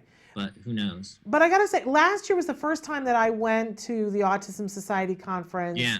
And I really recommend going, although I'm not going to be able to make it to this year's conference because I just can't be in 3 places at the same time. Are you sure? Yes, because you can't be at 3 places at once. I'm 100% sure because I've tried it. Yeah. And it's not working for me, Alex. Okay. But I have tried it because I think most moms will tell you we all think we can do it, but that's exactly what it is, nutso. But I will say this, that having not ever gone to one before, last year was a real education for me. And what was really striking to me was that I had never been at a conference where there were as many adults who were on the autism spectrum, and what a great opportunity it was to see what a diverse population there was. And as a parent, that was so exciting and encouraging and educational for me. Now, that's my side of what I get out of and there were other benefits as well. But for you, what's exciting about the Autism Society Conference? Well, I just like seeing so many people. It's a really great way to, for everyone to come together. People you see, I always like running into my friends who I know. I like seeing Dr. Stephen Shore. John Robeson will be there this year. I always see Dina Gasner. A large number of people go to it. And that's, I think, really good. One thing that's really cool about, the conference we're doing is we have a community council that has a lot of members of the community involved in helping us prioritize health needs. And, there are a lot of different people on that community council. So, and a lot of the same people that you'll see at the ASA will also be, there at the conference. So yeah. Well, you know what I'd love, Alex, if you have a little bit of time while you're there, I would love to do a little Skype with you while you're there. Kind of have you be our man on the ground. I would love that. Okay, yeah. let's definitely plan on doing that. Let's do it. All right, we got a plan then.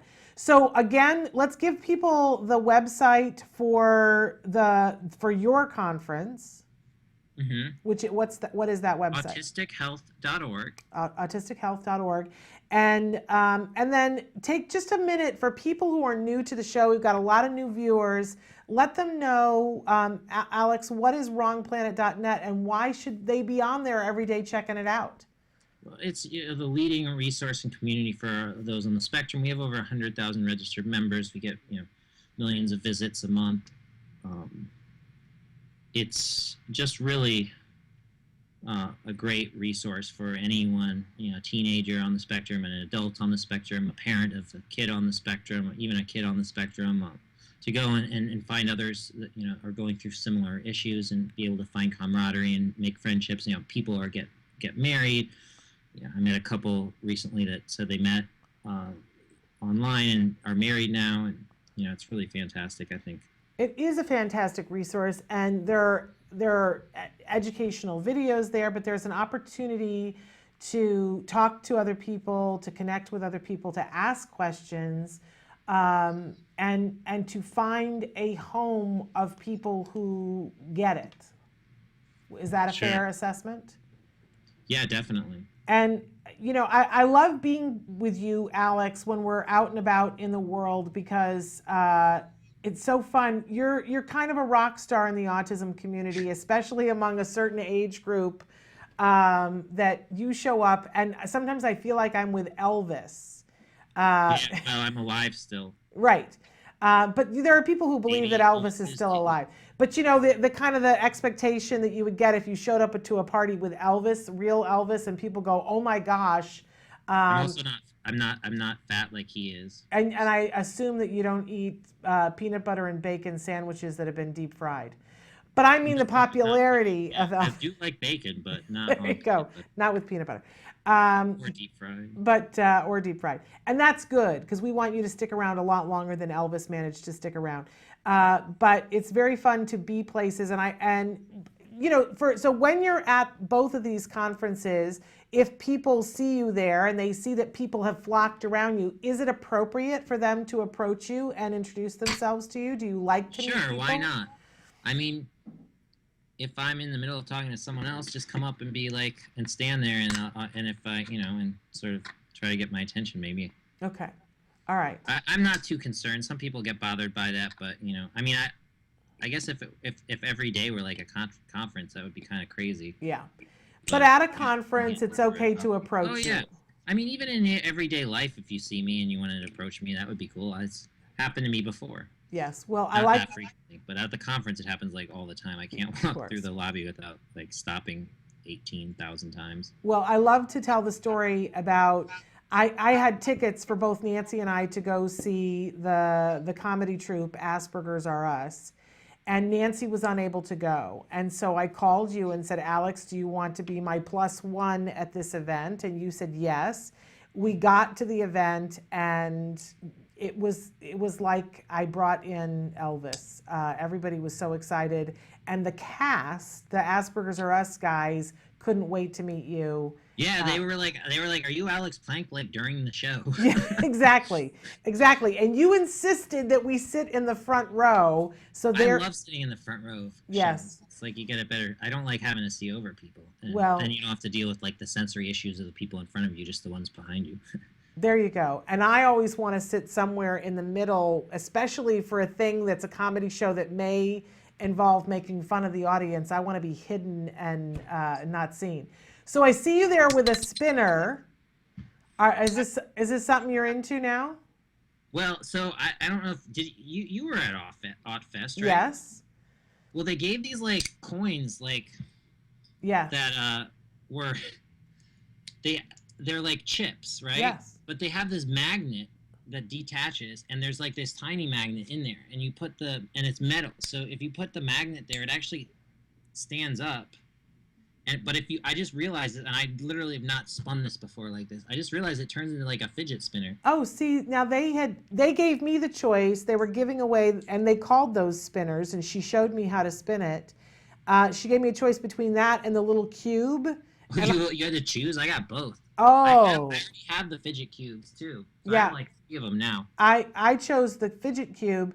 I think I was there the second day, so I think it was an either or proposition, but I chose the fidget cube. I also just got a new flashlight.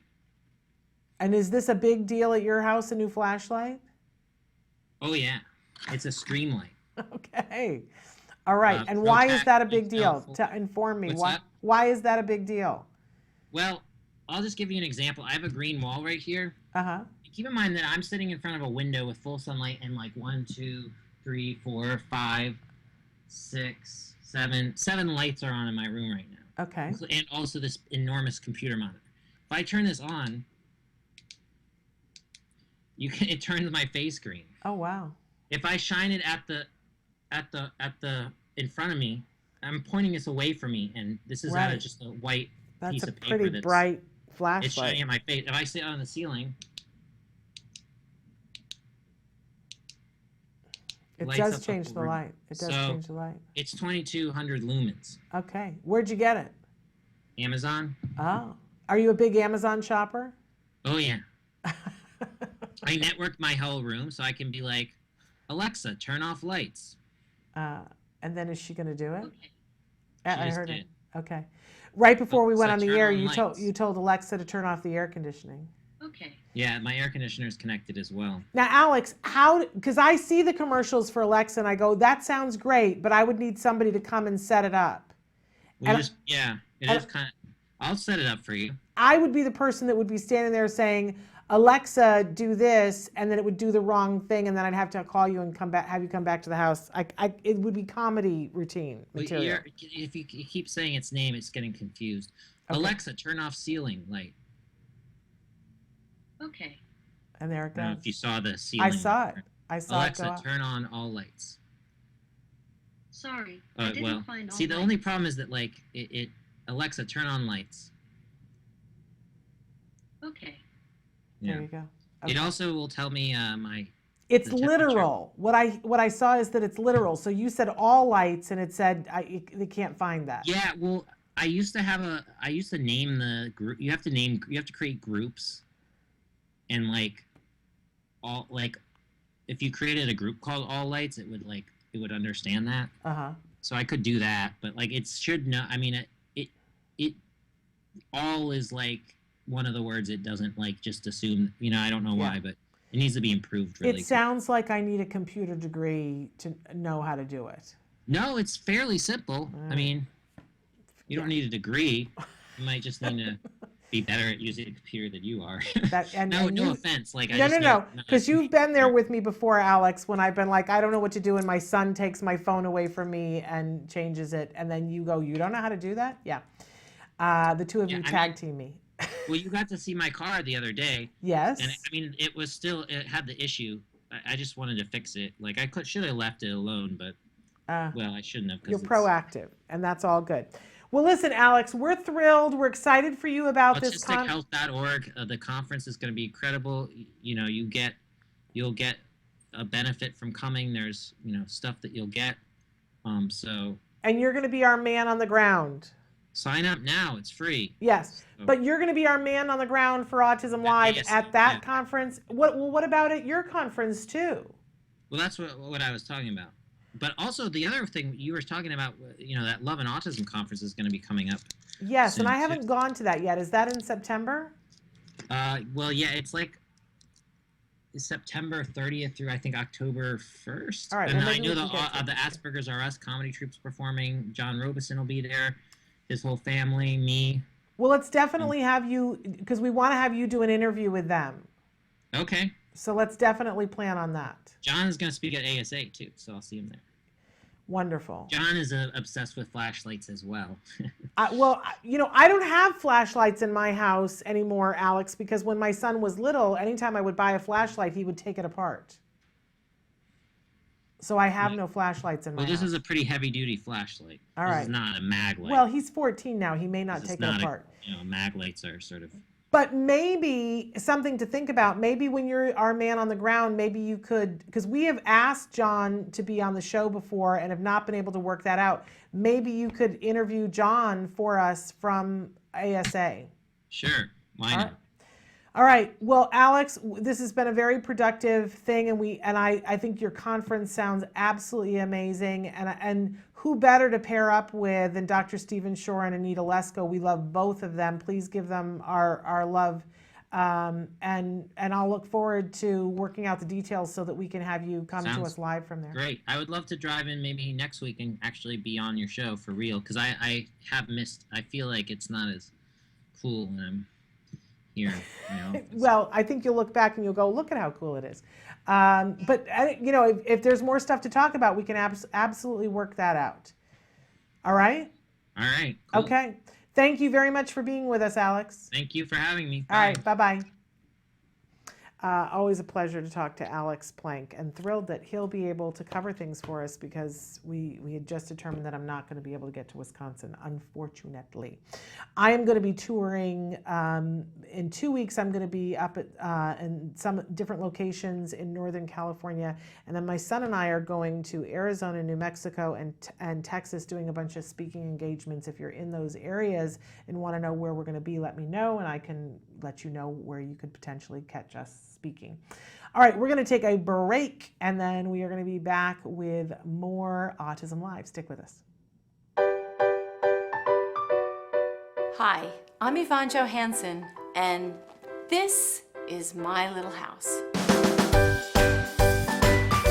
My Little House is an interactive, multi-sensory educational felt toy that I invented to help develop children's language skills. I love My Little House. I've been working as a speech therapist for over 20 years. I have spent my entire career working with young children. I work with children with language delays, and I have many children with significant cognitive disabilities and children on the autism spectrum. It has been a constant challenge finding toys that are fun, educational, and actually engage my students. In every preschool, since I've been a young therapist, we carry on these felt boards. Kids love them because they're soft and they're fluffy, and there's usually these little pieces that attach to these boards because felt sticks onto felt. You bring them into the activity because they're putting a piece on the board. So it's almost kind of like magic.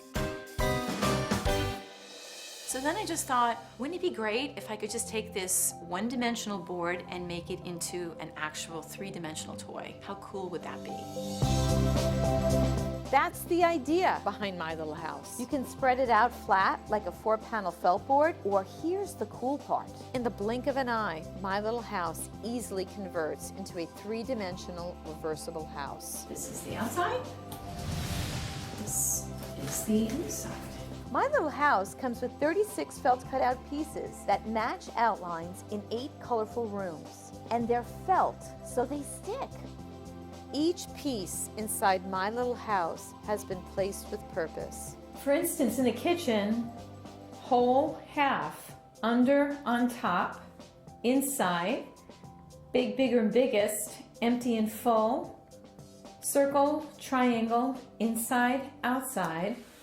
Really cool thing, I have a nonprofit, Lecotech. They are the folks that put out the Differently Able Guide for Toys R Us. They've been doing it for 25 years. They gave me their seal of approval as a toy that they feel is a toy with purpose, and that will make a difference. But My Little House isn't just for kids on the spectrum or with significant disorders. It's also for typically developing 2 to 5-year-olds.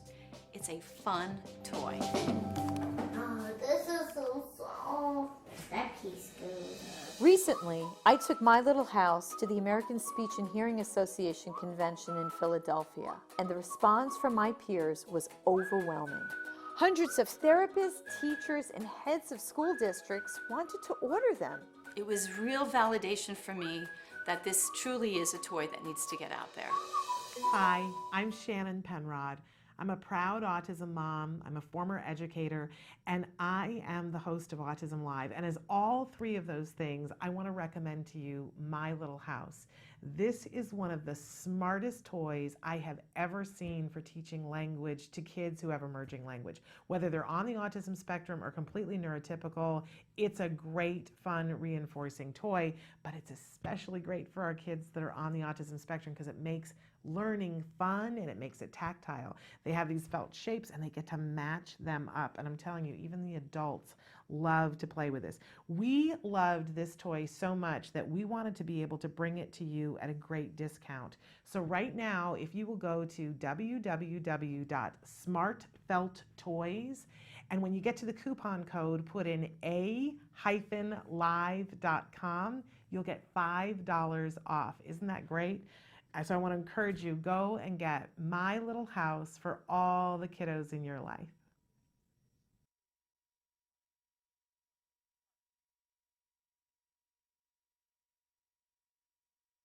Welcome back to Autism Live. I just want to say how much I genuinely love My Little House. I always think of it because I have a new niece who is mostly Spanish speaking, and so we call it Mi Casa Pequeña, and I just gave it to her recently, and she loved it. And I had such a good time playing with it with her, and it's helping her to learn English words for things, and it's helping me to know Spanish words for things. It's a remarkable toy. So I genuinely tell you it's a great toy. And if you use our code, you can save $5. I encourage you to get it for the kids who have emerging language in your life. Whatever age, if there's emerging language, boy, it's so reinforcing. And she was wanting to say things. It was really, really great. So get it, My Little House or Mi Casa Pequeña. In any case, it is time for our mindfulness moment. You know, every Thursday we try to take a couple of minutes to focus on mindfulness, how we can take on mindfulness, and also how we can share it with our kids, because it reduces stress, and that's something that we can all get behind, right? So today's mindfulness tip is really for all of us, including our kiddos, and it's doing finger mazes. So what I have done is I've gone online and I just put in finger maze and then in Google, and then I clicked images and I found a bunch of images and I found one that I could print out, and there were many. Now you can take these as inspiration, you can blow them up, you can shrink them, you can color them. There are all different kinds of tutorials online where you can make one, that you can take a disc and you can put yarn on it and you cover it with like paper mache and then paint it, and it becomes a finger maze where there's a groove to follow through with your finger, which is really good for our kids who have visual issues, because for some of us, this, you know, I would have blown this up a little bit because it gets hard in some of the places you have to concentrate, or you lose and can move over to another spot. For a small kid, that could be difficult. So for a small, by the way, this is a rather complicated one, and you can get ones that are less complicated. But the whole idea of this is that you can use either a pen or a knitting needle or your finger, right? For little kids, I really encourage you to do it with their finger. That's why they're called finger mazes. Sometimes for older adults, and if you go, I love when we go to the Ren Fair, there are people who make these on these beautiful, beautiful tiles, and they come with sort of a stylus. It looks like one chopstick, and you can circle around. What we find is that it becomes a meditative state. There's something about the process of doing it that you can start out and have your brain all full of stuff, but it requires you to connect your finger to the maze, and you quickly switch over to a part of your brain. I could feel it just then happening, even though I'm talking, where your brain clicks over into something that's calmer. And it doesn't last very long, so it doesn't require so much attention. There's something about it, about the fact that there's a beginning point and an end point that's deeply reinforcing, even to little kids. And you can help them to do it to start with by taking their finger and helping them to find the middle point, and then giving a reinforcer for when they've gotten there. Now, as they get good at it, and it could be something that we just do. It's like a palate cleanse. We just do a break. Let's do the finger maze.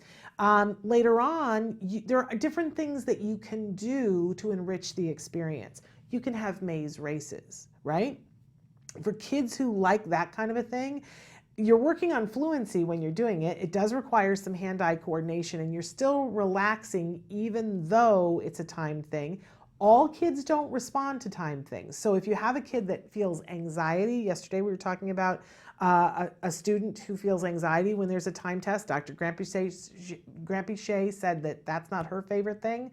You know, for those people, you don't do that, but you can add in color. You could take a magic marker so that you can see your way and add in color. For some people, that's more reinforcing. You can take a marble and roll it along. For other people, that might be more reinforcing. And as I said, you can make these out of clay and yarn, and it can be really, really exciting. For people who are getting really good at mindfulness, I would say for older, high-functioning teenagers and for adults on or off the spectrum, later on what we do is we want to introduce a thought at the beginning, but this is not for our little kids. A thought at the beginning, something that you want to meditate on, whether it's, you know, what do I need to do to be healthier? What can I do to be happier? That kind of a thought. And then you just float the thought out there and you do the maze. And if you find your attention wandering, you ask the question again, what do I need to do to be healthier? And there's not an expectation of an answer or some huge thing that comes, but there is a peace that comes and sometimes an intuitiveness that comes, you know, that you feel closer to yourself and knowing what the answer to that is. It's a worthwhile use of your time. It is meditative and it's mindful, and it's something that we can do even with very little kids, hand over hand. And if there's a groove, a lot of times the little ones really like it. You would be amazed. So check it out. Finger mazes. You can Google them, get them for free. We're going to take a short break, and then we're going to be back with our Autism in the Classroom. It's week 2 of How Do We Prevent the Summer Slide. You're not going to want to miss it. Stick with us. What is autism? What is autism? What is autism? What is autism? What is autism? What is autism? I've been asking myself that for a very, very long time. Let me think about that one. Trying to, Jeez. Let me think. Oh man, that's a rough one. Yes. Autism is a neurological disorder that affects many of our kids in different ways. It's a learning disability that affects the cognitive functions of the brain. A lot of people have the misconception that it's a disability, and it's really not. I look at it as like a special gift. When one person thinks differently from another. It's an opportunity for everyone to learn to understand someone that's a little different than them. Autism is the ability to educate. They're given so much talent in different areas. To me, autism means a chance to be with and be around people you really care about. Autism is beautiful. It's a way of seeing the world differently. It's always unique, totally intelligent, and sometimes mysterious. Happiness that comes out of my son's hard work. It's a movement. Unpredictable. That's right. Awesome. Love. The field I want to work in. Laughter, fun, joy. Autism is beautiful to me. I want you to remember these 3 words. There is hope.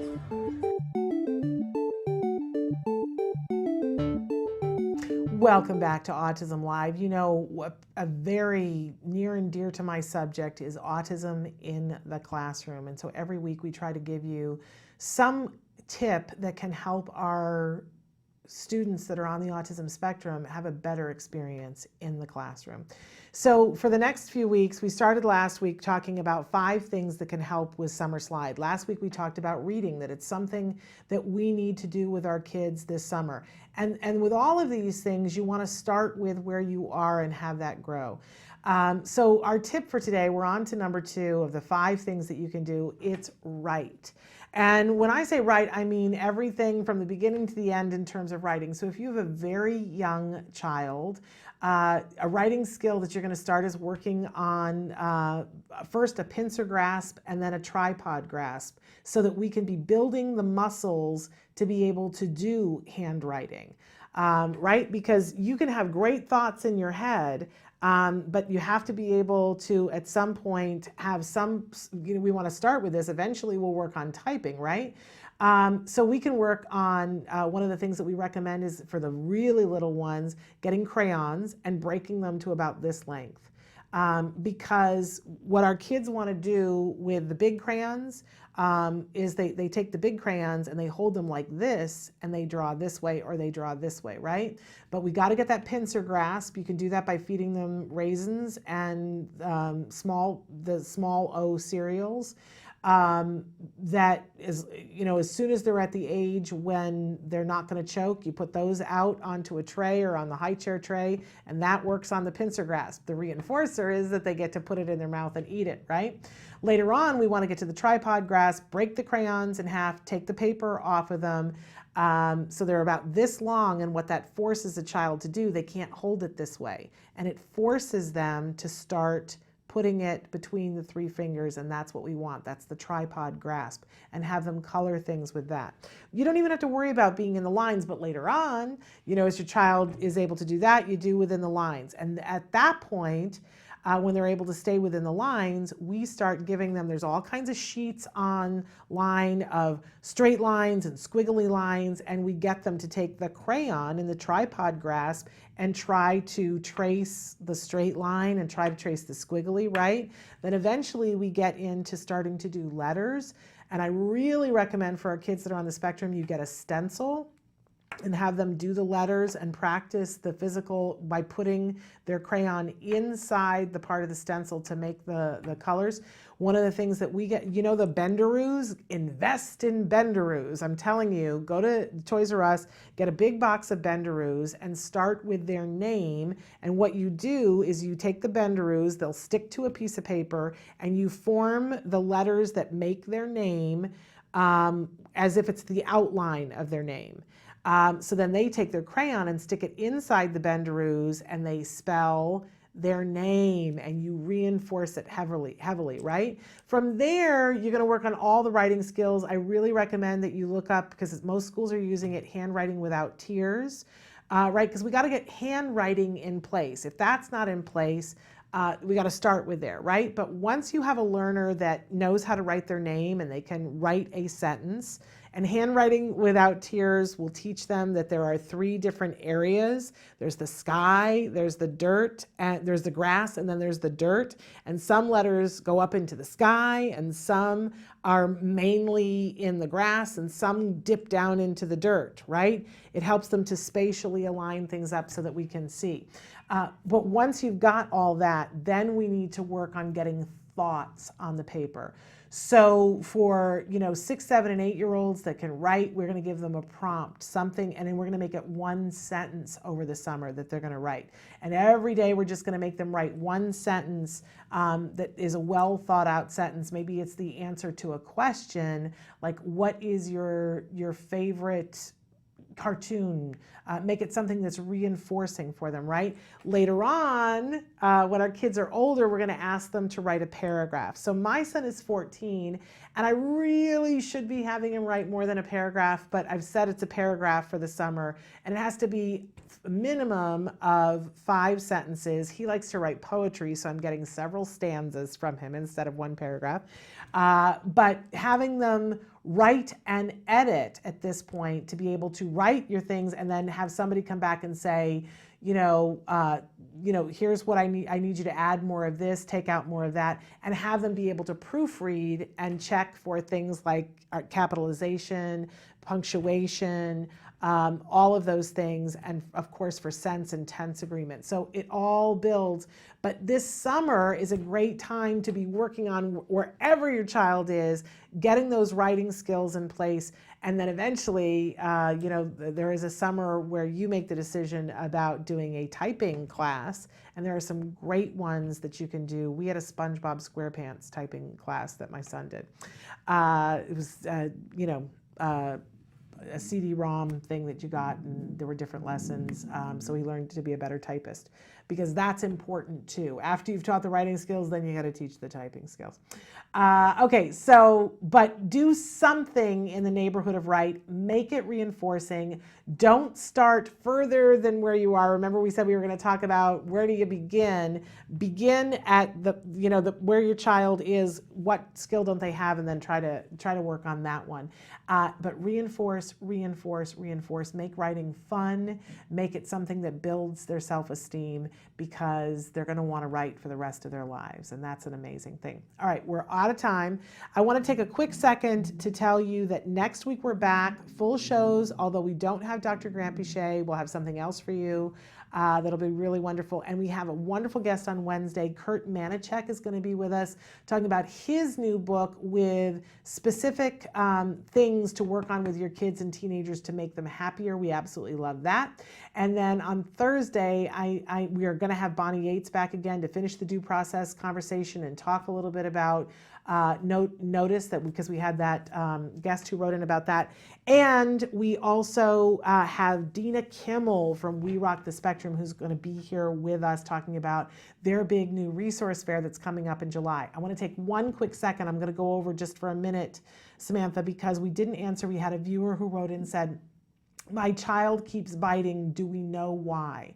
I want to say to you, we've done a lot of videos about the 4 usual suspects. Usually there are 4 reasons why, I'm showing 5 fingers, but there are 4 usual reasons why anybody that is under the age of 18 does anything. And sometimes there's a mix, but you want to ask yourself, could it take data on it to try to figure out which one of these things it could be? Sometimes people do things for attention. If your child is biting for attention, then it will be in a moment in which you're doing something else. If you get on the phone and you're busy on the phone and the child comes over and bites you, might be attention. Another reason why people do things is to get out of something. We call that escape maintain behavior. If when you ask your child to do something, like you say it's bath time, and you go to put your child in the bath and they bite you, and then you're like, why did you bite me? Da, da, da, da, and the bath gets delayed by even 10 seconds, it might be escape maintain behavior. Sometimes people do things because it just feels good. If you find your child biting his fingers, biting his toys, biting his pencil, biting the person next to him, it might be because his gums itch and his teeth, if you've ever been teething and you bite into something, it feels better. And that's an entirely different way that we would deal with that than the other 2, right? And then the last one, which is often the case, is to get access to someone or something. If I am in class and I see that the little girl next to me has a ball and I want the ball and I ask for it and she doesn't give it to me, if I go over and bite her, guess what she does? She drops the ball. I grab the ball and run over there, and I have the ball for a full 3 seconds before the teacher yells at me and says, why did you bite her, and takes the ball away from me, but it was still a win, right? So if all these things seem a little overwhelming, I want to encourage you to go to skillsforautism.com, sign up for the free trial, and you will go to the BIP builder portion of it, and there is something called the CIFA, C-I-F-A. And it will ask you a bunch of questions. It'll ask you, what is the behavior? And it'll start asking you questions about when does it happen? Why does it happen? And it will tell you at the end of it, it's most likely one of these 4, or it'll show you a graph and it'll show you, well, it's this much attention, it's this much this. And then it will make recommendations about what you can do about it, because for each one of those 4 things, vastly different what you do. So that was very quick, and we've done other videos on it. I encourage you to check out skillsforautism.com. I'm so out of time. I love you all. I will see you back here next Wednesday. Until then, give your kiddos a hug from me and one for you too. Bye-bye for now.